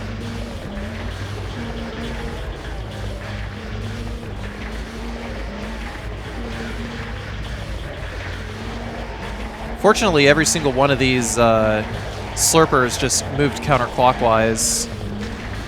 Oh, but that guy got up. That guy actually fully got up. What a fucking asshole. Whatever, that's all done. Anywho, now we're going to unlock this door and go back to the save point. Because fuck doing that ever again. Pretty sure that's the last time I ever go out of my way to kill slurpers.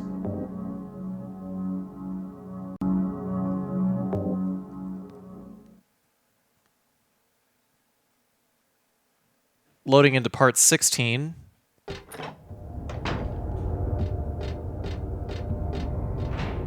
We're going to run back through these double doors, and then we're going to take the elevator down to the second floor.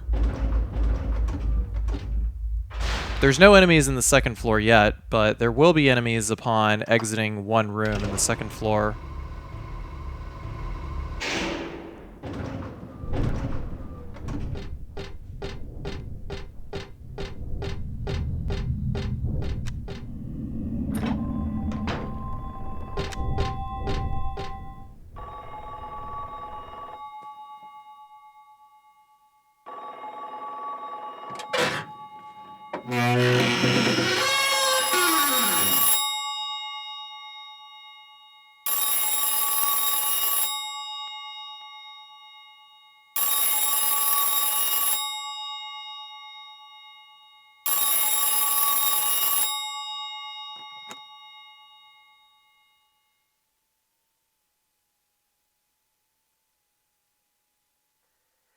Happy birthday to you. Happy birthday to you. Happy birthday, dear. Oh, I forgot your name. Who are you? Oh, okay, thanks. Happy birthday, dear. Who are you? Happy birthday to you. Happy 31st birthday. Is this Leonard? That's the murderer's name, not my name.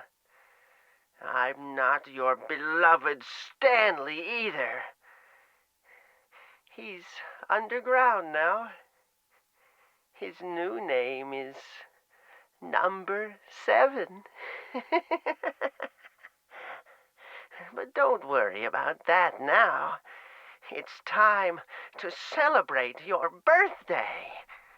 You've got me mistaken for someone else. Today's not my... I'm not mistaken. Today is your 24th birthday. And I have a present for you. Which do you prefer? To give pain or to receive it? You can have the one you hate the most. Happy birthday to you! But you're wrong. It's not my birthday.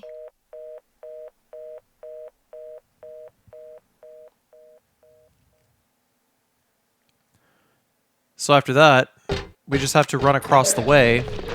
You can hear slurpers and a nurse spawned in. Then we're going to pick up a plastic bag, turn off the flashlight, and we're going to check the position of one slurper. And then we're going to run the long way around the nurse and keep an eye on the other slurper wherever it is. Fortunately, it wasn't in my way, so I was able to just run directly around them.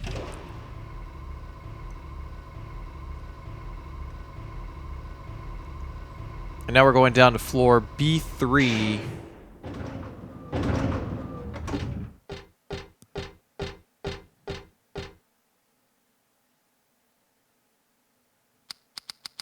The code here is 9271 on hard difficulty, on hard riddle difficulty.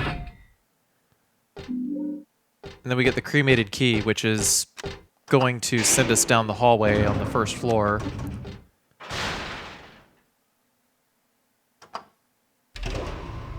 But before we go that way, I'm going to run back to the save point and make another save, because between here and where we have to use the cremated key, we have more slurpers and more nurses, and we gotta YOLO past them.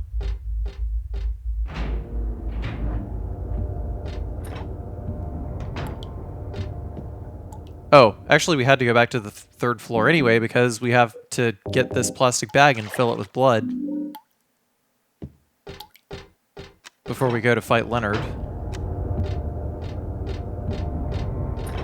Now we can go back to the save room over here. And that is the end of part 16.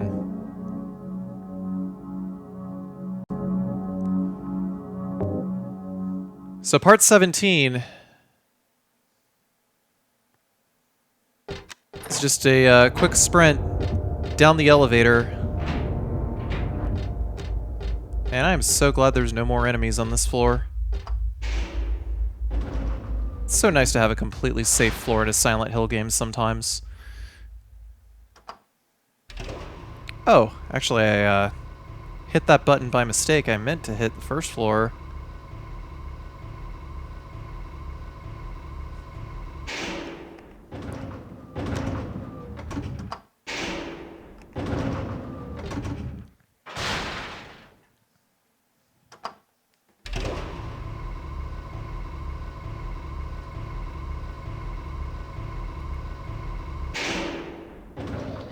Upon exiting here, there's no enemies between here and this door, which we need to go through using the cremated key. But we do have to dodge past this nurse, keep the flashlight turned off. And once we get in here, checking positions, when I saw that the first slurper was kind of out of the way, I just decided, yeah, you know what, I'm going to go for it, because the only enemies that can really get in our way at that point are like another nurse and another slurper. So it's like the odds are pretty good dodging around two slurpers. I just decided to go for it.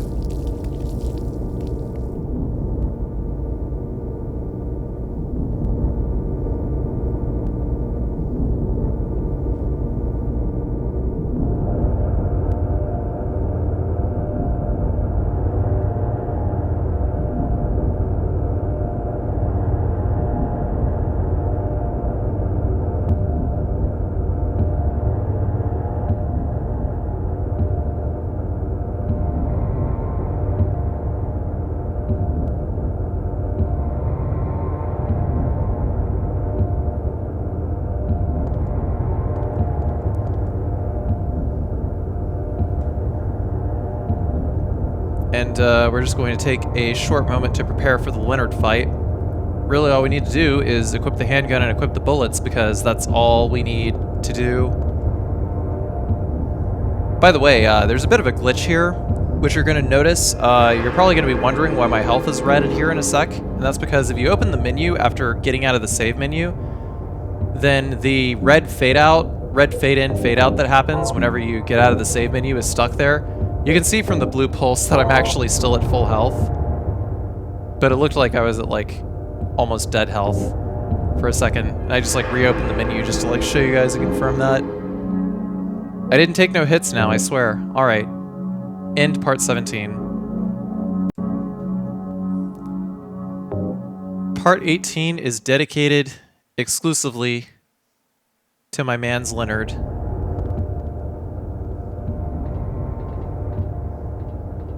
Who is in a permanently shitty situation.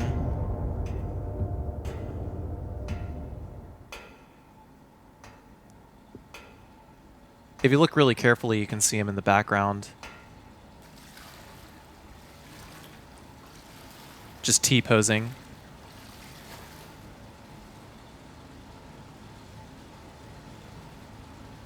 Heather?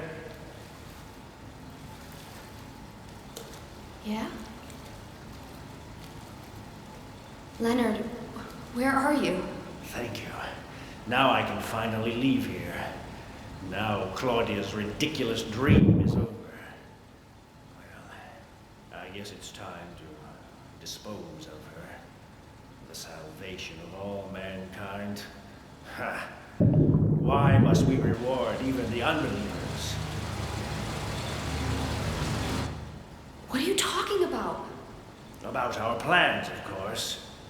It's true that God is merciful, but first, one must be chosen. Only we, who hearken to the voice of God, will be given the keys to paradise. Don't you think so, Leonard? Yeah, sure. Go ahead and think whatever you want. What do you mean by that? I mean that I don't think the way you guys do. I don't want any part of that kind of paradise. You're an unbeliever. You deceived me. I didn't deceive you. We were both just wrong about each other. I thought you were a normal person. So you tried to trick me so you can run off with my seal, eh?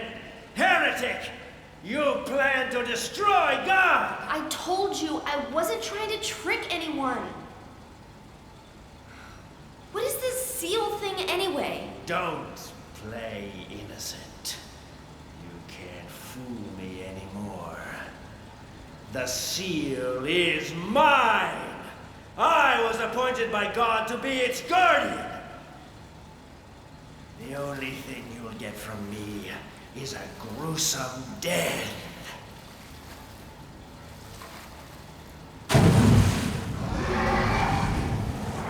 Leonard, is that you? Death to all who turn their backs on God! Is every person here a mental case? Well, I guess you're not a person anyway. Wow, Heather, that's really mean. Anyhow, when the fight starts, we're just going to keep poking him until he goes into the water. Sometimes you can get 2-3 hits. But the way the Leonard fight works is we just try to get behind him as much as possible. And if we can get behind him, then I guess the proximity trigger of his AI will get him to come out of the water. But it only happens if he's swimming slowly. If he's swimming quickly, then we just have to keep dodging him, but he won't actually like come out of the water until he starts to go slow again. But that's also when he's able to attack. When he goes fast, I don't think he's able to attack. At least I haven't seen a situation where he actually does attack when he's going that fast. But in general, as long as we stay behind him and like stay behind him like a pretty decent distance, like about your flashlight's entire distance, you're able to just keep manipulating him to come out of the water. So overall, this fight is really not so bad. Even on Extreme 10, just be slow. But you can almost predict when he's going to come out of the water. And it should be mentioned that Leonard has full iframes whenever he's going back into the water, but when he's coming out of the water, you can shoot him. So like there, going into the water, he's got invincibility frames. So there, he's coming out of the water, we can shoot him. 2-3 shots. And it's usually about 2 times getting hit after he's fully emerged from the water that he will go back under the water. And now he's like turning into Turbo Leonard right now. He's not actually going to attack, he's just doing that to be intimidating. But if he does go slow at any point while he is being Turbo Leonard, then he actually will attack you.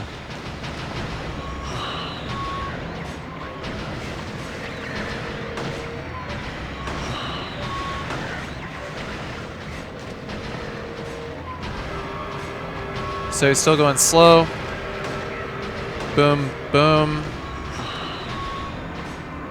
And he went underwater. He just like decided to go around, just like not attack. There he goes. He's Turbo Leonard again.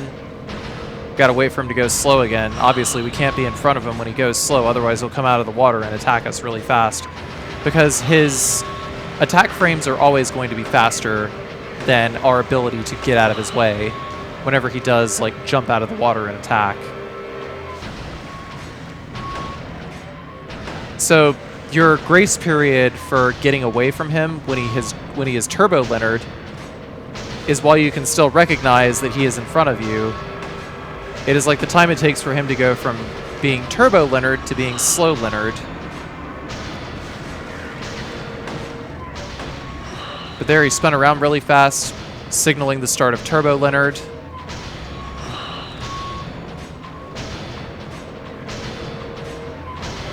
Turbo Leonard doesn't really happen all that often, though. Now he's slow again. He's coming out of the water. He always turns back into Slow Leonard when he gets out of the water. And there we go. That's all the damage. It's all done.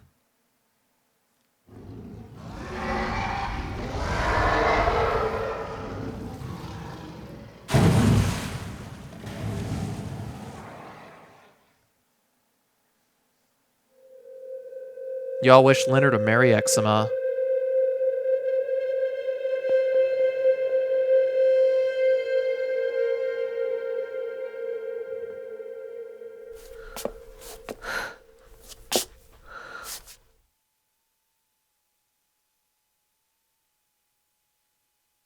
Leonard's not here anymore. I guess I should head back to the motel now. I hope Douglas is okay.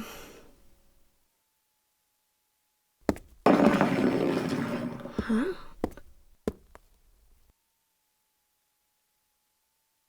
What's this?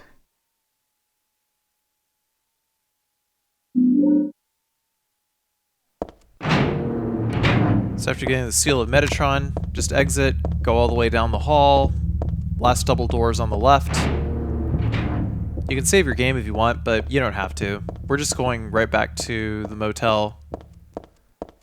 We don't actually get another save point between the hospital and the amusement park. Why did you send her to my father? Was that wrong? It's your fault that he... Oh, but surely it's a good thing. It means he was one of God's beloved, no? Those who mock God will never receive salvation. You'll go to hell, Vincent. You'll never feel the joy of God's everlasting paradise. And you think God is going to save you? Ha! What do you know anyway? I know about the pleasures of this world. And I want to find my happiness while I'm still here. You hated your father, didn't you? I saw the way he hit you, and kicked you, and made you cry. The memory of his cruelty is forever burned into my mind. Yes, yes, and that's why we need God. What you call faith is nothing more than a child crying out for love. That's why you're all alone. You don't understand. None of you do.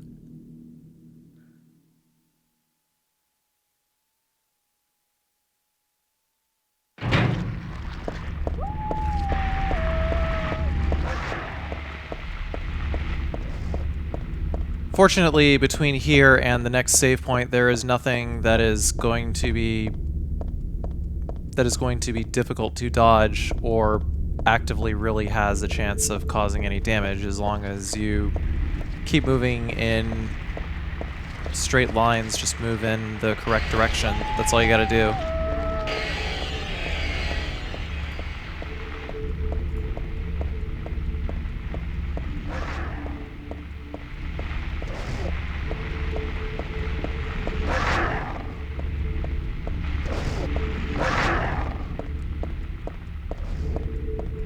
Just got to take a right on the next main road and just keep going and keep going and keep going.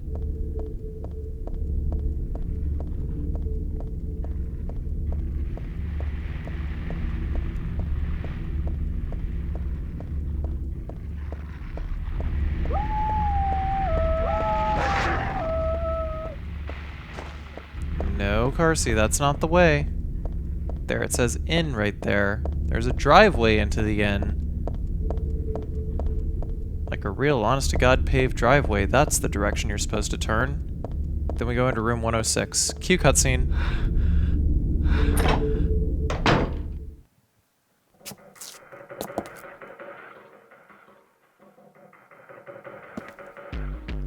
Where's Douglas? He went out. But he left a message for you. Was there someone else here just now? No, just me. Don't you want to know what the message is? Yeah, what did he say? The church is on the other side of the lake. Church? Wonder what he meant by that. You don't understand? That's where Claudia is. across the lake, on the north side. If you're going, you better go through the amusement park. It's probably the only way in now. Go northwest on Nathan Avenue. It's a bit far, but closer than heaven. Is that it for the message? Uh-huh. Thanks.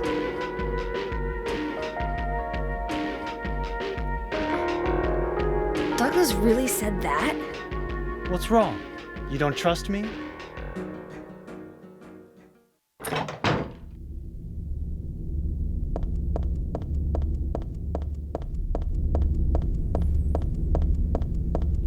So after this, there's not really anything else to do except just keep going down the main road, just keep moving in a straight line. There's going to be like, what, 3-4 dogs on the way to the amusement park, and 1 pendulum.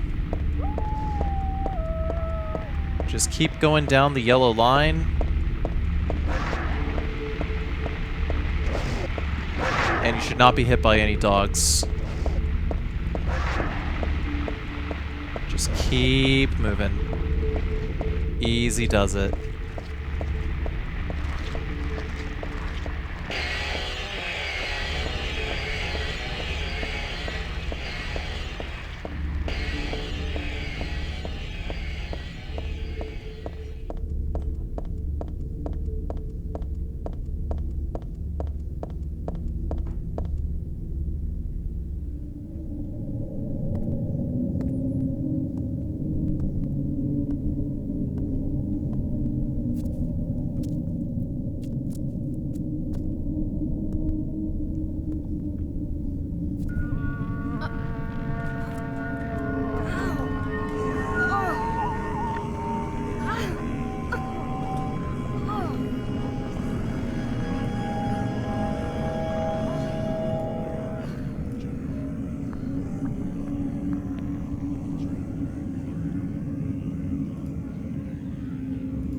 Oh, hell.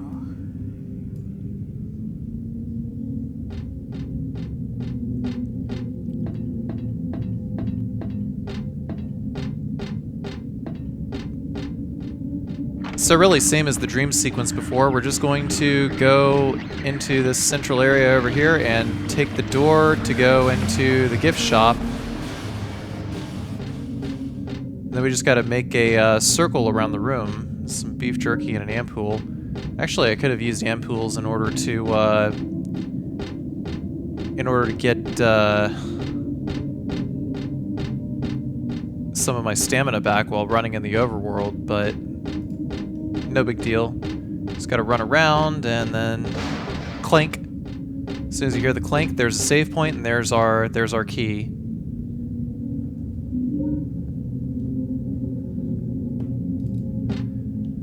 And that is the end of part 18.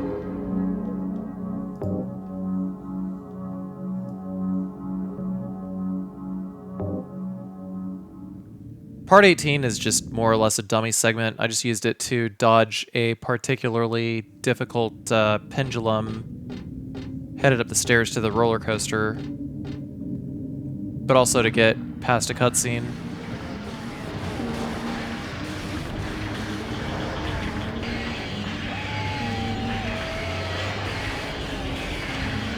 We just move right around everything that's here. There were closers in the dream sequence at first, and then we're going to hug this railing over here to keep that pendulum on the left from waking up and chasing us. But that pendulum over there is already active, and he's just going to float after us. Hopefully he stays stuck. I think it has to do with precisely what pattern you're running around in order to get the pendulum to fly after you or not. But I prefer that pendulums stay trapped under the stairs. Otherwise, we just gotta walk around these tracks. And then go to the save point right after.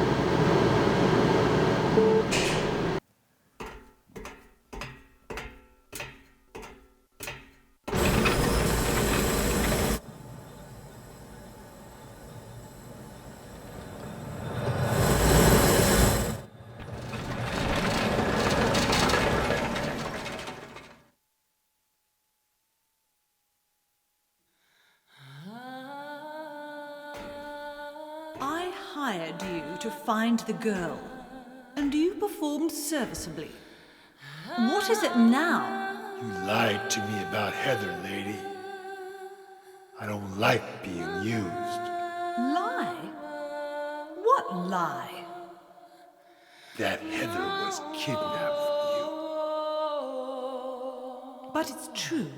She was originally one of us. That man, Harry Mason, stole her away and kept her hidden from us. Yeah, but she says she was happy. She was brainwashed by him, deceived, because her true self had not yet awoken. She carries God within her. But when Alessa, Mother of God, truly awakens, Yeah? What's gonna happen? she will usher in the eternal paradise. What kind of place is that? A place with no pain, no hunger, no sickness, no old age. There will be no greed or war, and all will live by God's grace alone. No this, no that, no nothing. A paradise? For castrated sheep, maybe. Sounds pretty boring. I pity you. You still don't understand.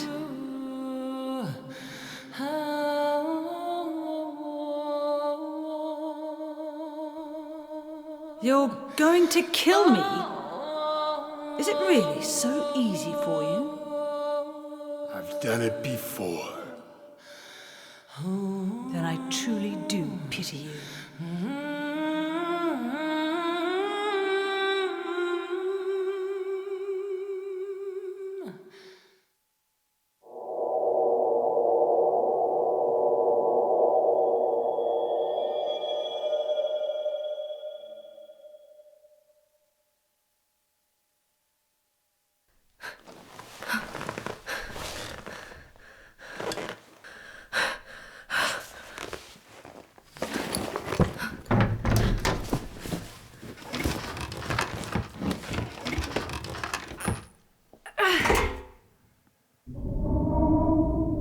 Next up, we're just gonna straight up save in front of the Borley Haunted House.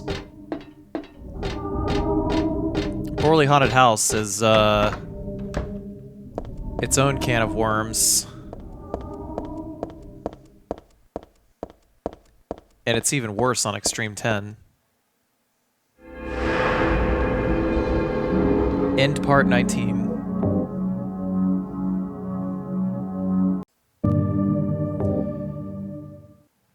So for part 20, I just went directly from the continue screen because it allowed me to skip all the haunted house dialogue every time I died. It does pad your save and continue count on the results screen, but I honestly don't give a fuck. And by the time you get here, you're not going to give a fuck either. However, I finally cracked the code behind this fucking section. Okay, so once we get to this camera angle, we got to raise our gun in order to go slow. The mechanism is broken, you see. It wasn't supposed to stop there, I assure you. Then once we get in here, we gotta go use tank controls. Using tank controls, we go left, right, left, right, right, left, right, left. But you have to walk on the last step, so we go left, right, left, right, right, left, right, walk, left. It's exactly the same for both of those areas. So you're able to get past it pretty consistently, but you still got to use tank controls to get past it. If you use the other controls, then you're probably going to bonk, the camera is going to mess with you, stuff like that. So once we get past all this, we'll get the shotgun shells. There's some shotgun shells there. Should be some shotgun shells anyway, depending on how many you got left. Then there's a shoe. And also a chain in this room. So we got like 3 key items. And after this, we're going to exit back through the gate over here. And just run straight forward. Just go right past these guys. They're just howling. They're not really doing any damage or nothing. And then once we get into this area with this carousel over here, all the enemies that were here earlier will have despawned. And equipping shotgun shells in my supplies, equipping katana. And we're going to use the chain. And then we're going to use the chain on this rod over here. And then we go to the control panel and flip the switch.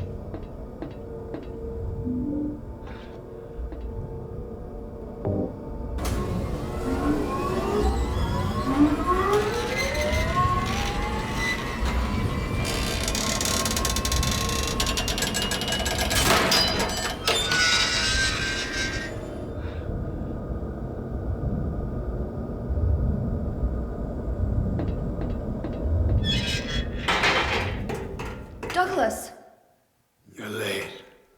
are you hurt? I can't move my right leg. I think it's broken. I'll call an ambulance. What? I don't think one will come. Don't worry. I'm used to it. You old fool! Getting yourself hurt like that? Sorry. Why did you have to do that for me? What'll I do if you die? What'll we do if this god thing gets born? Come on. How powerful could a god from a dump like this be?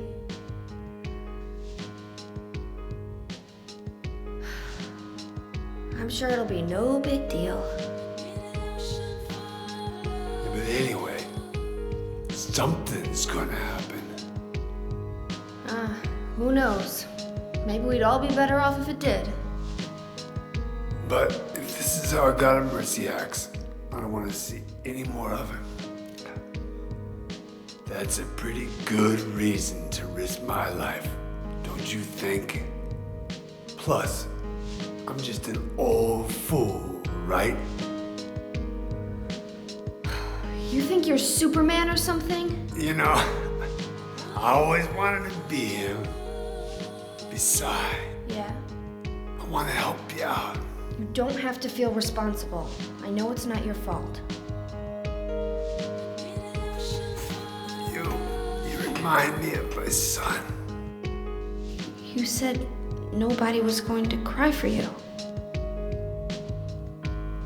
Dead people don't cry. Stupid kid got himself shot robbing a bank. But why? Maybe because his pop was a penniless good-for-nothing. Who knows? Anyway, now I guess I'll never find out. Sorry.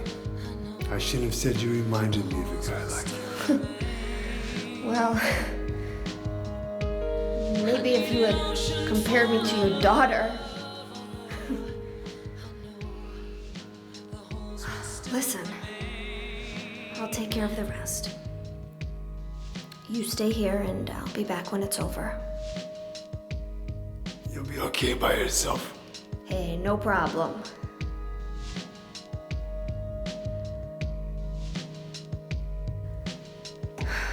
Besides, my dad's not around anymore, so only I can do this.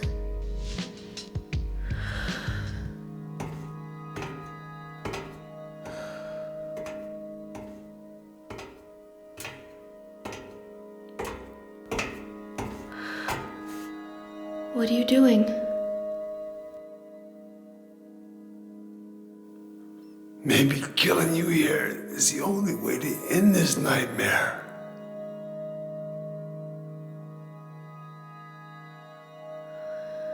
Yeah, you might be right.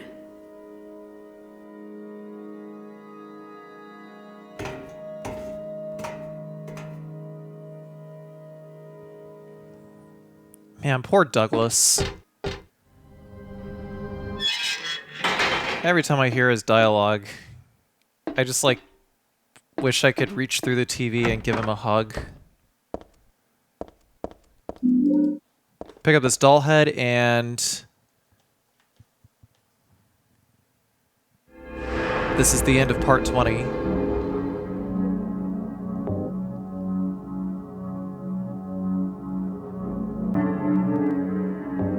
Part 21 is just a dummy segment over here. I'm just using it to pick up a few items just to make it a little bit quicker to get to Memory of Alessa.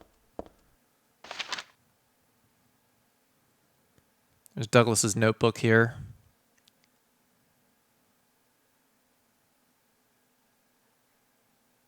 Talking about how Claudia hired him to look for Heather, aka Alessa Gillespie. Once we get in here, we're going to use the red shoe on Cinderella and the doll head on Snow White. And that's that. I'm just going to run back in and save the game now. Well, actually there is a very small extra cutscene that I wanted to play that would actually influence whether we get the good ending a little more.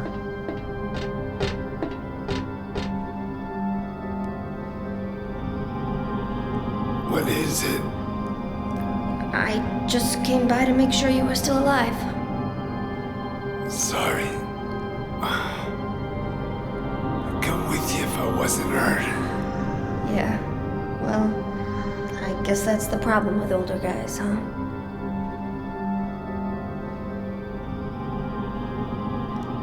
I'll handle things. You just rest.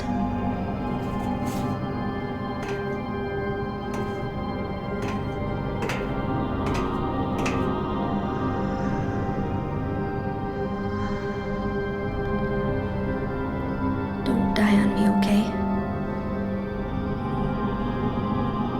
Now we save the game.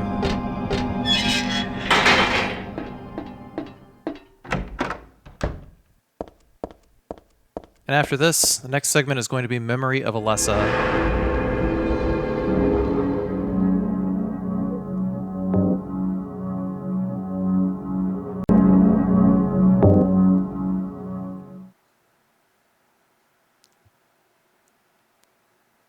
So from part 22, we're going to be going directly to Memory of Alessa. Got our bulletproof vest, we got our katana.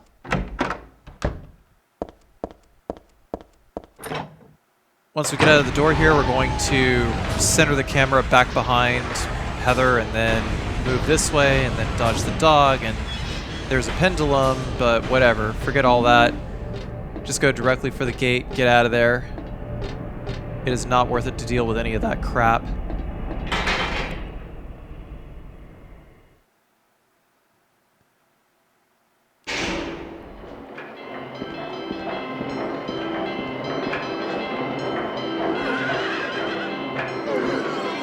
You know, I guess I could talk a little bit about the way melee mechanics work in this game. Depending on how long you hold the button is what attack you will get out, but also it depends on other things like whether you're moving or not. It's like your light standing attacks are going to be your left and right swing. Same with moving forward, I believe. But with the while moving, if you do a hard swing, which is where you hold the button, then Heather will do a forward stab. But if you're standing and you do a hard swing, then you'll get a cleave, like that. It takes about like 2 or 3 cleaves in order to take these guys out, so you gotta cleave them.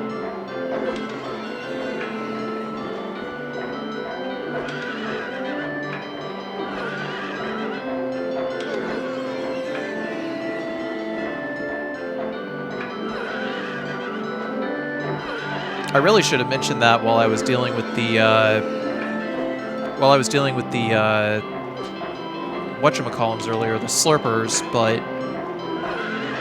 I guess I was a little too busy talking about like positioning and other crap like that.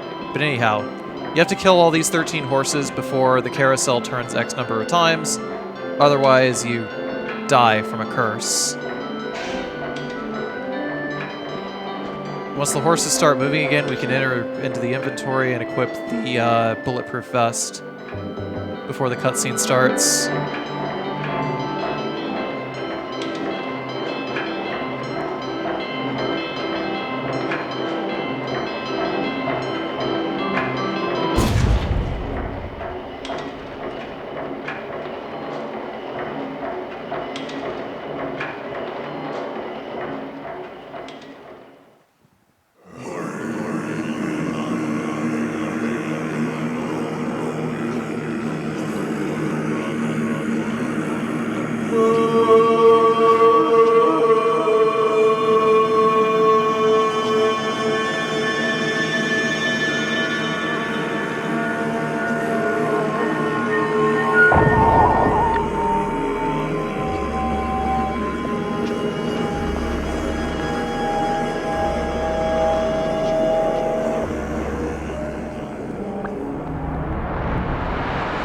You know, it's funny, I never noticed until I was playing the PC version that all those film effects were actually like 3D elements. But anyhow, if you have the bulletproof vest equipped and you guard memory of Alessa's attacks, then it actually guards all of the damage, so you take 0 damage, and you can just counter with a hard slash. But I usually try to go for a stab if I can, because it's more consistent damage than a hard slash. Hard slash does have the capability of doing an equivocal amount of damage per swing as a stab, but I think that a stab actually does like the most damage. So we guard, and we just keep attacking, and if she runs away, we're just going to get close to her.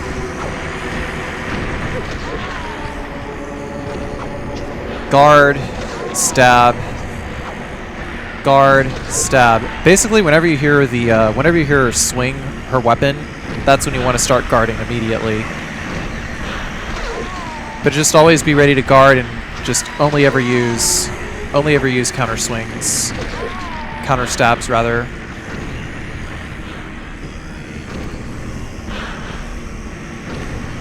After X number of swings, I don't actually remember how many, but it's like, I don't know, something like 2,000 damage or something like that. Shoutouts to Big Man Japan.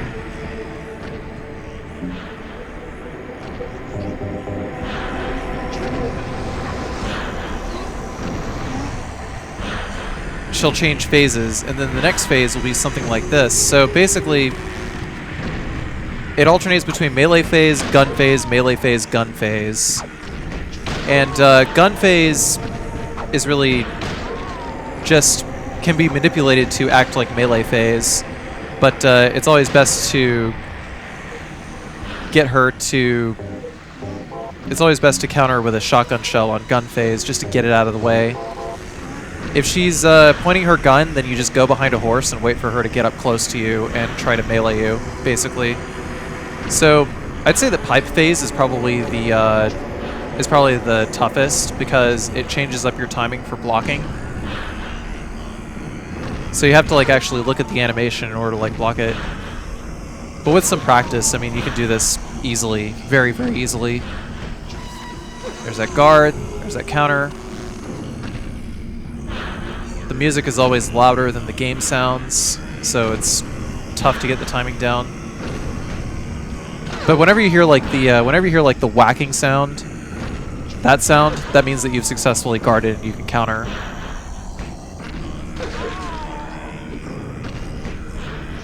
So just like do a directional input and then hard slash immediately.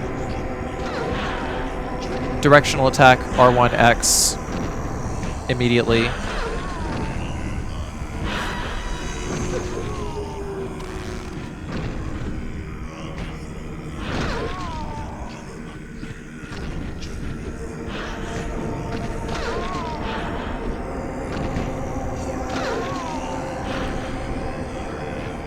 And of course, same as before, it's just going to take forever to take her down, but after this, she's going to shift over to machine gun phase, which is just the same as pistol phase, only you're going to see her with a machine gun. And she's not going to use it because we're just going to hide behind this horse. We're just going to hide up this horse's ass right here, wait for her to melee us, then we're going to guard and counterattack with the shotgun immediately. Because you can cancel out of guard immediately into a shotgun shell with 0 startup frames, which is pretty handy. So see that? She's aiming a gun. We're hanging out behind this horse, and we're going to wait for her to melee us. And because we're doing it so close, we're actually doing, where she's actually getting like all of the pellets in her face all at once. And we just got to kick her. That's another, yeah, in machine gun phase you also have to kick her while she's down. So you got to remember to manually reload a bunch. It would be better for myself to die, blah, blah, blah, blah, blah, blah, blah. Just pause if you want to read all this. I stopped for just a moment so you can pause and unpause repeatedly if you wanted to read that. Because as close as you get to a, getting to a cutscene after the fight. Poor Alessa.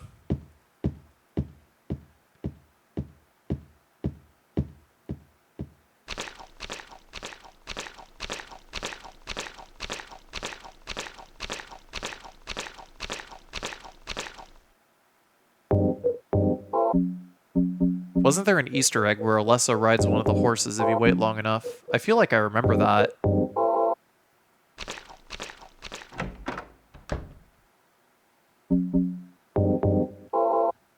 We're going to unequip that bulletproof vest so that we can move faster. The bulletproof vest is really only useful in the Alessa fight, as far as I can tell. You know, I haven't even considered if maybe it might be useful against Leonard. I should test it sometime. Because we got the katana, we got the bulletproof vest with Leonard. I don't know. Maybe it might be an easier strat than just like chasing after him with a handgun the whole time. I don't know. Might be worth testing whenever I come back to this game.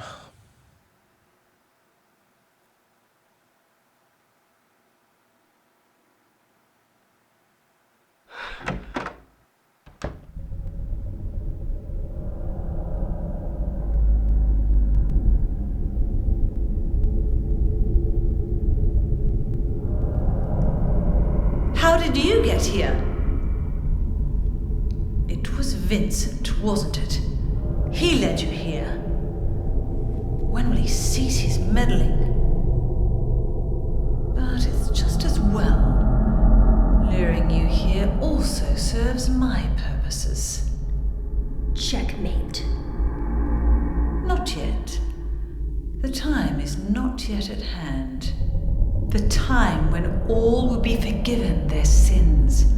When the paradise we have long dreamed for will arrive. After the judgment and atonement, an eternity of bliss. Oh, Alessa, the world you wanted is nearly here. That's not what I want. Not you. Alessa, your true self. But I am Alessa. My little Claudia, my dear sweet sister. Alessa, is it you? Oh, how I've missed you. I don't need another world. It's fine the way it is. But you said it yourself. The world must first be cleansed with fire. But that's not what I want now. Alessa, don't you want happiness? Have you become blind to all the hopeless suffering in the world? We all need God's salvation. Listen, suffering is a fact of life. Either you learn how to deal with that or you go under. You can stay in your own little dream world, but you can't keep hurting other people. Besides, I'll never forgive you for hurting my father. I wish only for the salvation of mankind. But for that to happen, the world must first be remade. And for that, we need God. You self-righteous witch! No one asked you to help! God is growing within you. You despise me, don't you? You're damn right I do! That's good.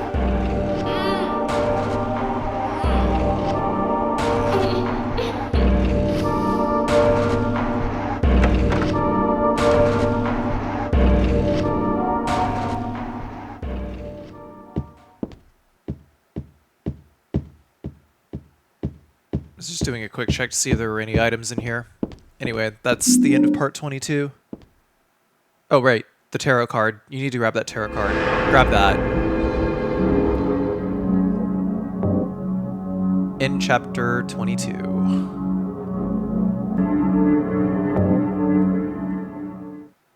So part 23, throughout the long grind that is the chapel, as soon as we go in here, we got a map.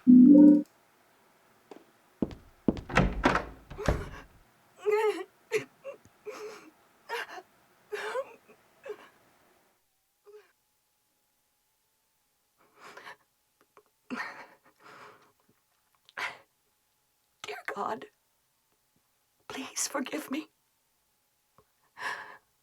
I know I'll be put to death for the sins I've committed.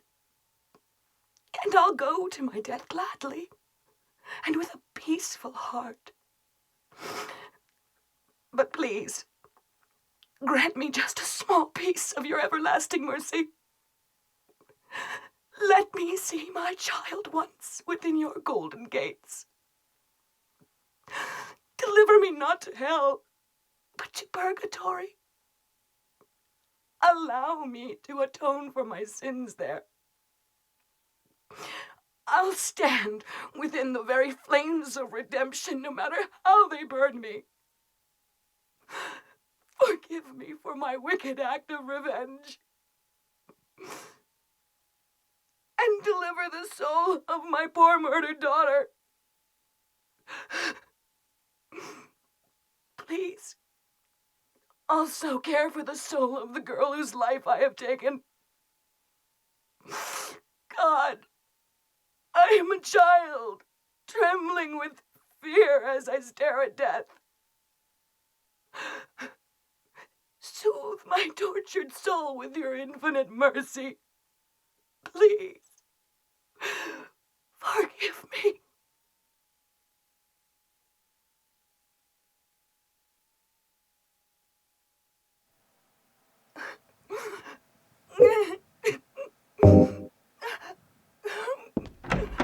Just don't say anything.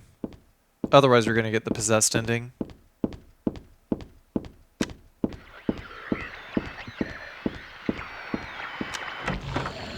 So once we get into this room, there's going to be a bunch of closers here, and then we're just going to go in through the door, squeeze right by them, and there's going to be some insane cancers in this room. At the T-shaped intersection, we're going to take a left and go past these cancers.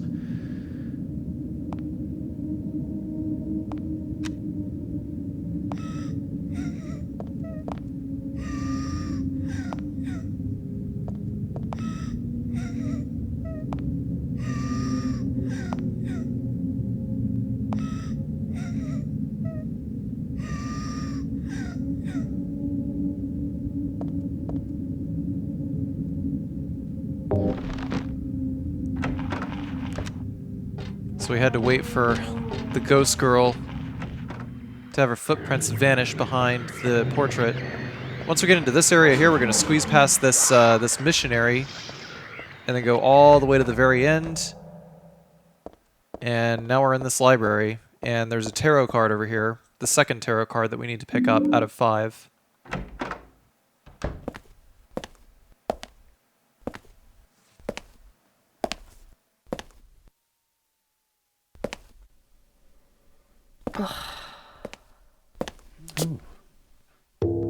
Hiya, Heather. You show up everywhere, don't you? You make me sound like some kind of unwanted pest. Well, who are you anyway? Haven't you realized that yet? Yeah, you're on Claudia's side. I told you not to put me in the same category as that mad woman. Well, you're pretty loony yourself. It's true. We believe in the same God. But I'm quite sane. So why did you help me out then? Was that also part of trying to resurrect God? It's not uncommon for people to worship the same God and still disagree. God? Are you sure you don't mean devil? Whichever you like. The point is that now I really am on your side. I don't want God to be born. Wouldn't be convenient. Much too unpredictable. So you've been using me to stop Claudia, is that it? Do your own dirty work. My dirty work? I think we both had our own interests in mind. You hate her too, don't you? You're the only one who can get it done. I don't have powers like you two. Besides, I always hated getting all hot, sweaty. Oh, really? I'm just looking out for myself. Everyone does it. Don't stand there looking so smug. You're the worst person in this room. You come here and enjoy spilling their blood. And listening to them cry out. You feel excited when you step on them and snuff out their lives. Are you talking about the monsters? Monsters? They look like monsters to you? Oh no. Don't worry. It's just a joke.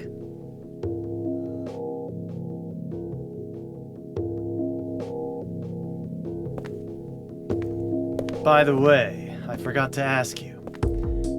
Did you get the seal of Metatron? What's that? You don't have it? Leonard was carrying it. You mean this thing? Yes, that's it. As long as we have that, we're fine. Here, take this.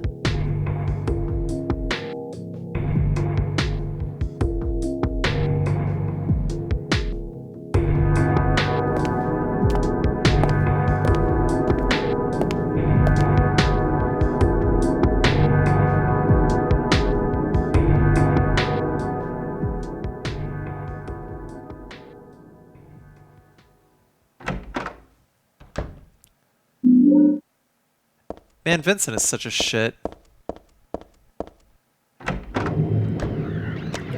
So exit the room, we're gonna run past the missionary again, and then we're gonna take the elevator, go to the lower floor. Then we're gonna take this door on the far right here. And there's gonna be another missionary here. Missionaries are easy to just run by. No need to worry about them. Just going directly to the end of the hall, we got a dead body with a tarot card and also shotgun shells. Then we're gonna squeeze by him again, and then we're gonna exit out this way, back into the elevator room, and then we're going to go all the way to the end over here. Okay, the second to last door. And just run. Just run all the way to the end here. None of these doors actually lead anywhere else. Just run to the end here.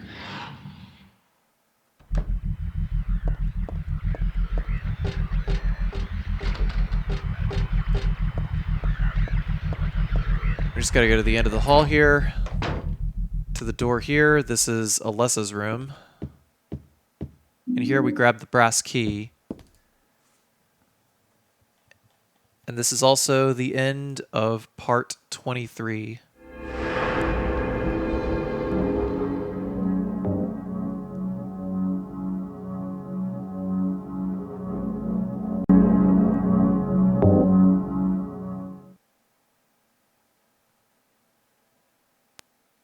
So really the whole purpose for loading up another segment here is that there's some pretty tricky enemy patterns to get around here. Before we head back into the Hall of Doors, we're going to run into this room with these closers over here. There's 2 of them for now, but there will be 4 when we run back through.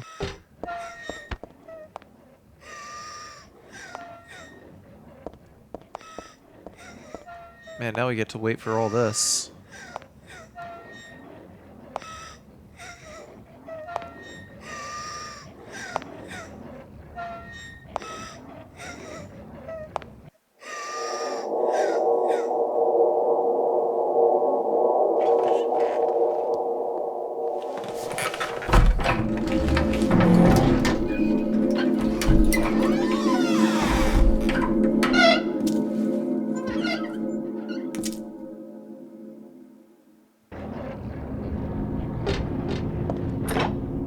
That door leads to another door. And look at that, it's the hospital from Silent Hill 1.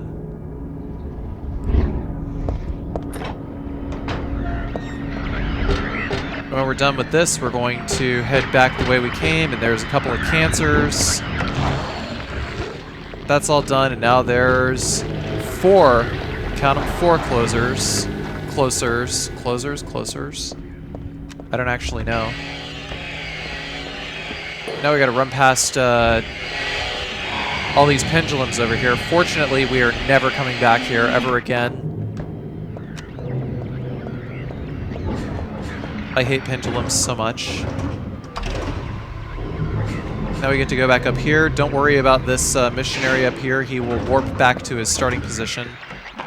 Okay, I lied. He didn't.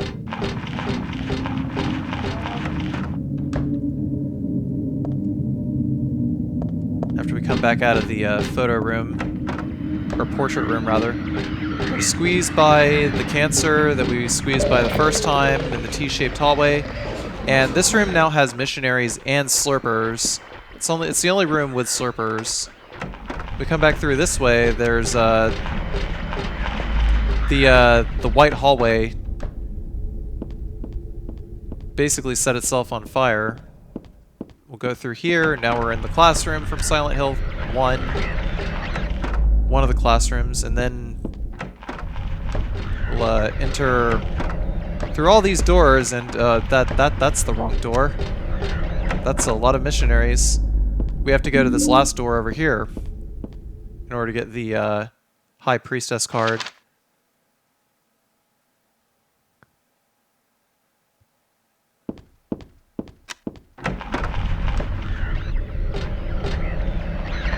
And with that, we're just gonna...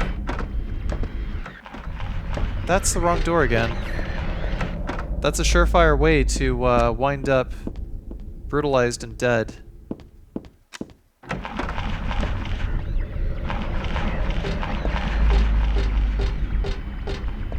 Just as long as we don't go back any deeper, we just head back to the burning hallway over here, and we can take this door over here to head back into the main chapel. And save our game before we continue any further. For that, I equipped the katana and the shotgun shells for later. End part 24.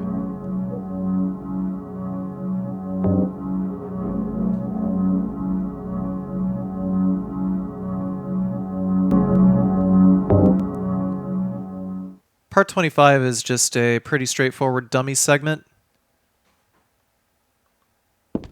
We're just doing this to get back to Alessa's room and squeeze past anything else that needs to be squeezed past. I decided to go this way instead of worrying about attacking things and this, that, and the other. Just... yeah. We go a long ways around in the room with the slurpers and the missionaries to get around all of those. Just get around this missionary over here and... was I supposed to go down this elevator shaft? I think I was. Oh no.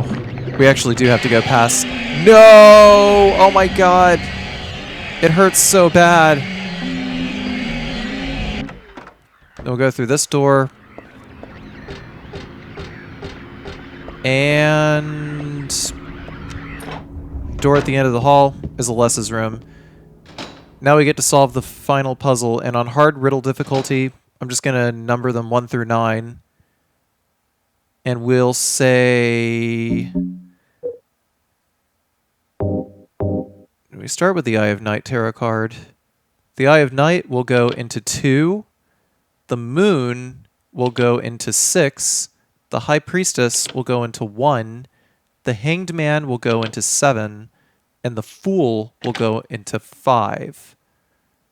Once that's all done, we're just going to save the game. And after this is the final boss. But not before some cutscenes, and lots of them.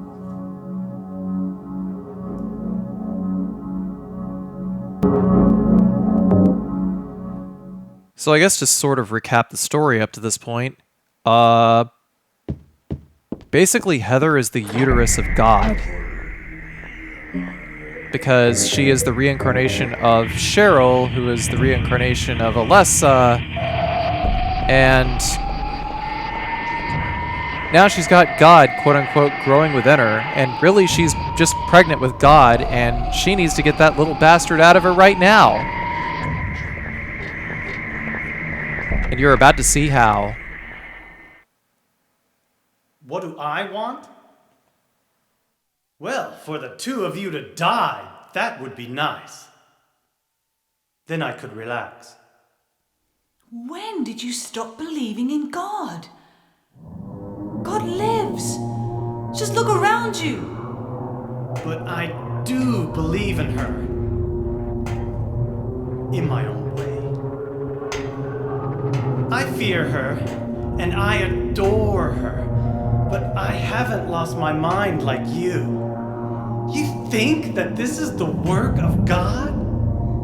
Isn't this all nothing more than your own personal nightmare? Just like Alessa 17 years ago? If this really is the work of God, then I'd say she has lousy taste. You mock God? Traitor. You will go to hell. Not that again!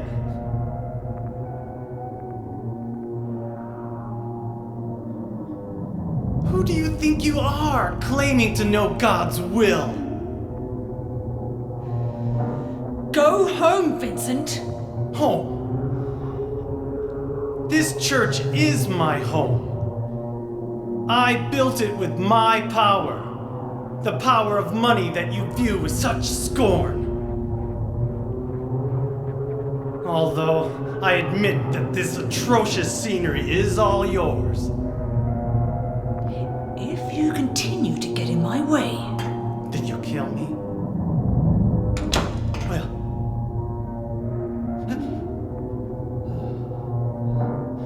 Well, the guest of honor has arrived. Let's get this party started. Heather, go ahead and kill this crazy bitch. This demon who claims to speak for God. The time has come. You can kill her now. You'll go to hell!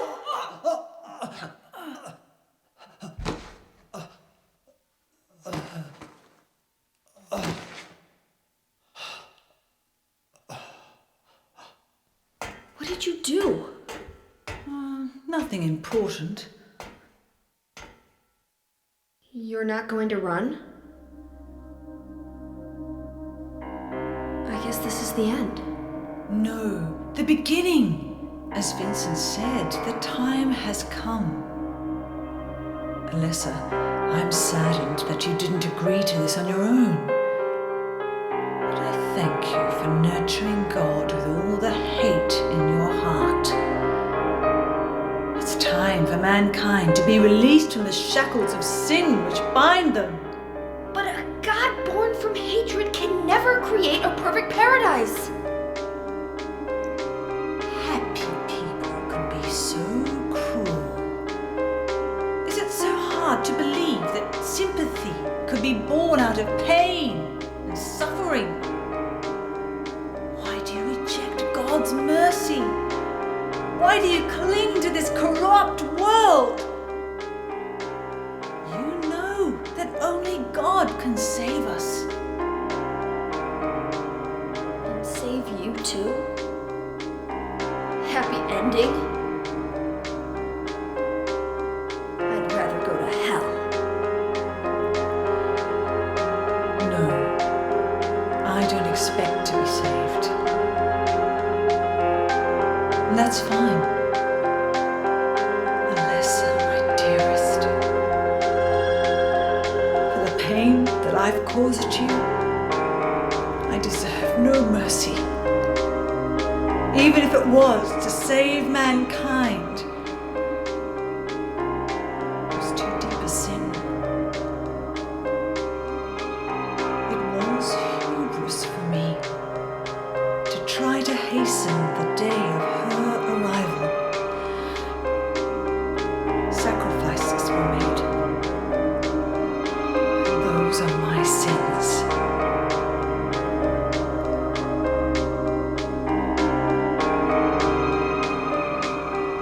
If you feel so guilty about it, why don't you go to hell? Heather, use the seal. Vincent?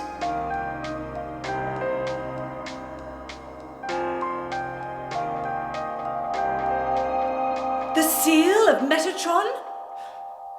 Now your stupid dream is over. Oh, that's just a piece of junk. What do you think you can do with that? Do you really think it can kill God? I'm sorry to see you fell for my father's foolishness. What? You're pathetic.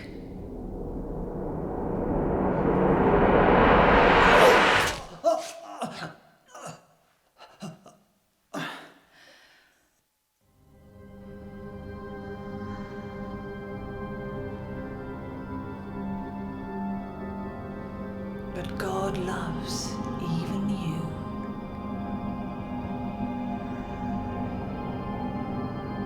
Now, Alessa, there's nowhere else to run.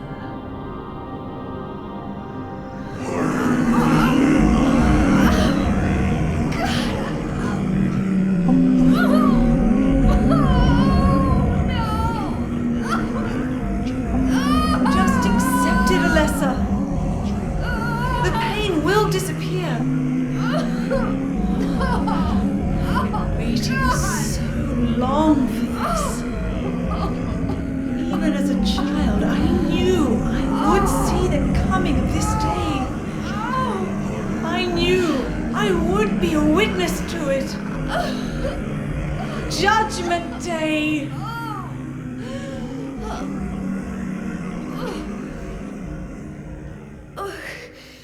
Alessa?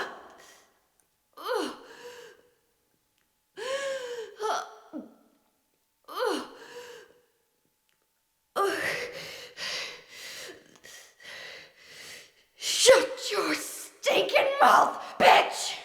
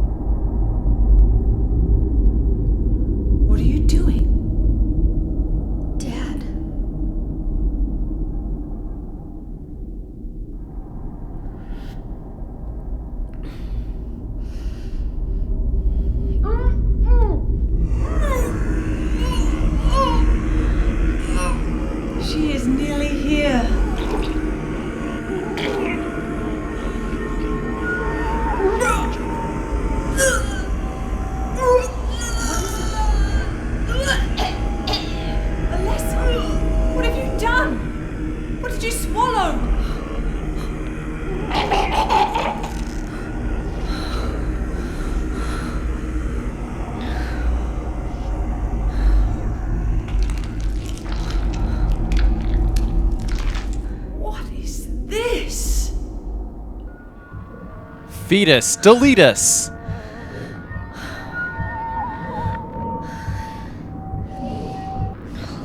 Looks like God didn't make it. Stop! God is... Claudia!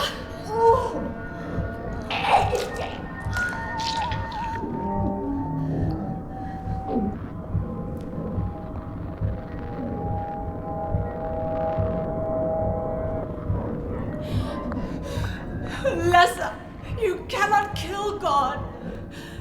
I will burn God. If you can't do it, Alessa, I will.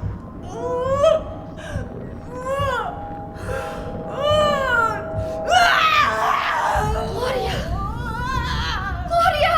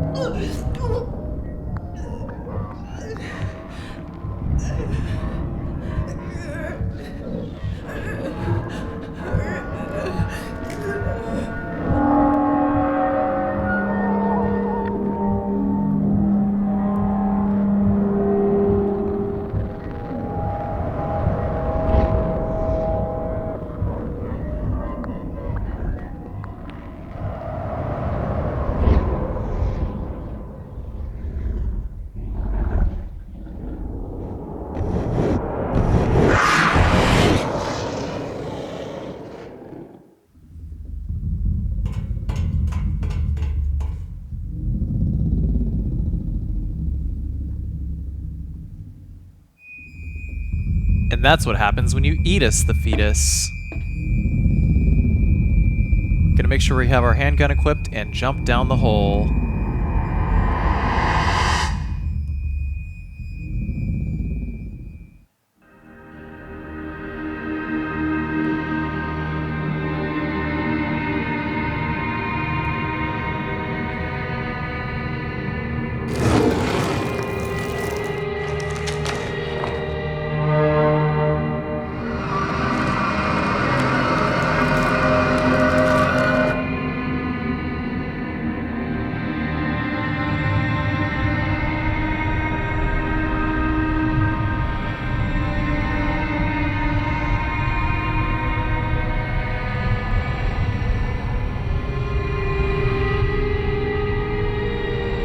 Can't be dead. I was gonna kill you.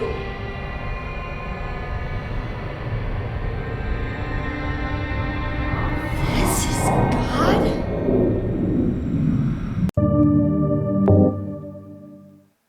So loading up the final part, I decided to load it up from a continue because that save point is pretty far away.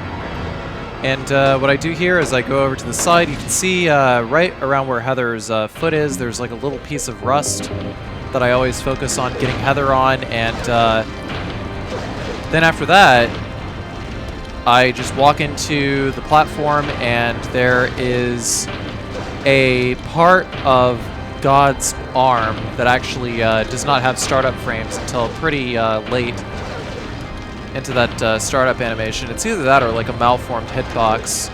Either way, it's like if you just keep walking into it, then every couple of forward stabs, like every couple of forward lunging stabs you do with the katana will be enough. And you just gotta keep walking forward. Don't do 3 slashes, do 2, because if you do 2, then you're actually able to see, you're actually able to have enough time to be able to telegraph when she's going to move back up. After which point, you can re-equip the handgun and move back and pop her a few more times and repeat the cycle. So boom, boom, dodge. I always wait. It's like a fixed interval of attack, and you have just enough time to get 2 forward stabs in. So stab, stab, wait for the attack, and we dodge it by walking into it. See those startup frames, either that or that hitbox and that forearm just doesn't exist. But I'm pretty sure it's the startup frames.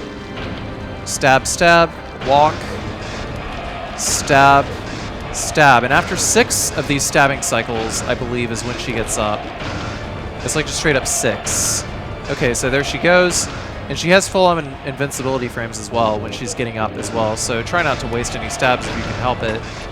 Like I did there. That actually could have made her hit me.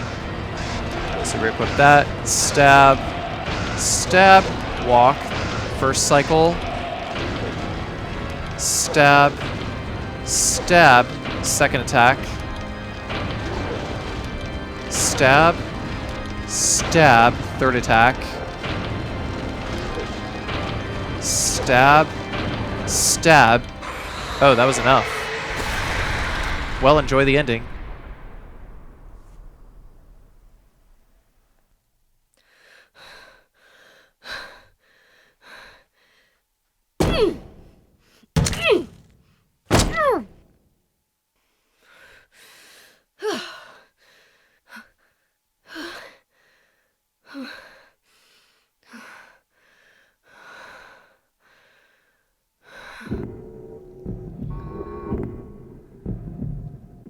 Is that the end? I guess it's time to roll the credits.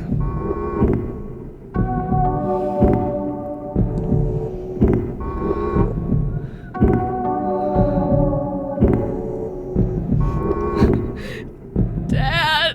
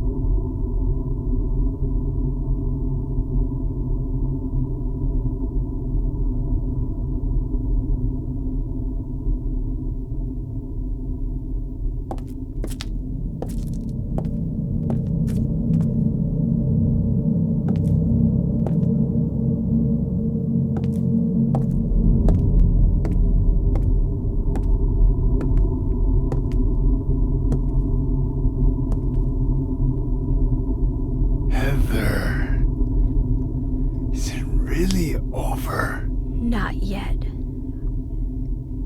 You're still alive. Heather, what, Heather? Oh! Just a joke.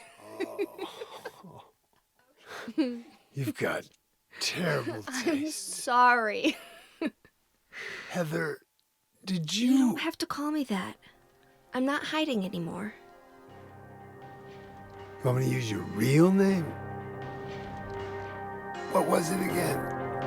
Cheryl. The name my father gave me. You gonna let your hair color go back too? I don't know. Don't you think blondes have more fun?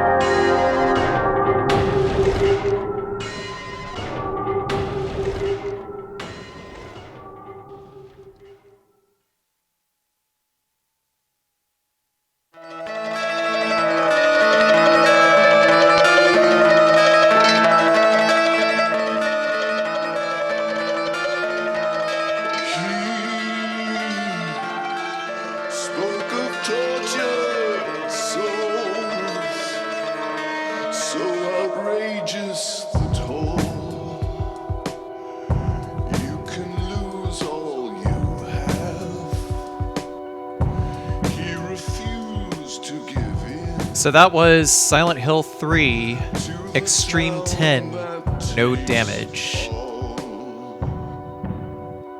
I doubt I'm going to be coming back and doing a no save, no damage run of this, but I hope you enjoyed this video in spite of that.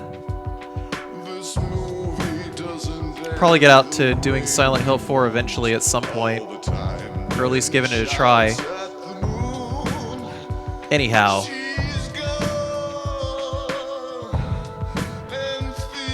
thank you all very much for watching. If you enjoyed this video, please be sure to like, comment, and subscribe. Check out my other gameplay videos in all of the playlists on my channel.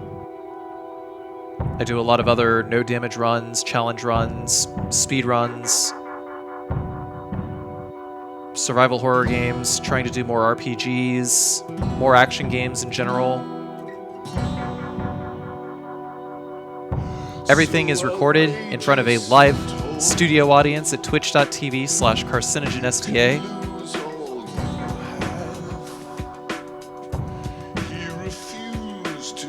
Say hi, Twitch chat. I also want to shout out Ekdysis, Punchy, Big Man Japan, UFO Techie, and Payne Sherman.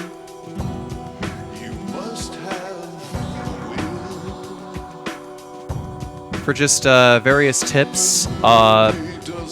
Big Man Japan, especially for a cheat engine table, which allowed me to do a little bit of research on bosses and just like the way bosses work, where they take damage, what causes them to shift phases, like optimal weapon usage, stuff like that. UFO Techie for his Extreme 10 speedrun of Silent Hill 3. Which is where I got like a lot of the base strats, and also Payne Sherman for pretty much the same thing. Like Techie's run actually helped me with a lot of the ammo routing because there's very few shotgun shells and whatnot in the game.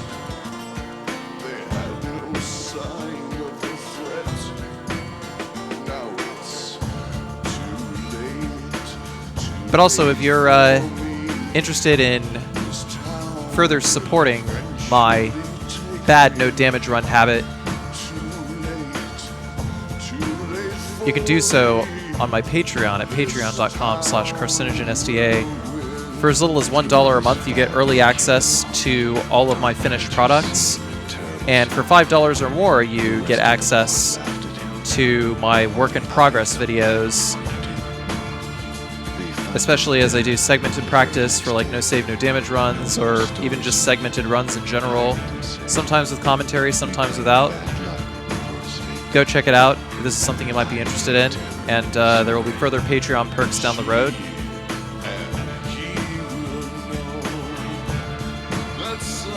I do this full time, so anything that helps me continue doing this full time is greatly appreciated.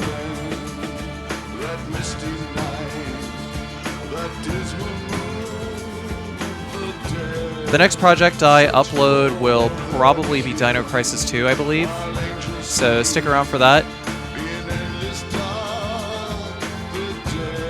And I will see you guys next video. Thank you again for watching.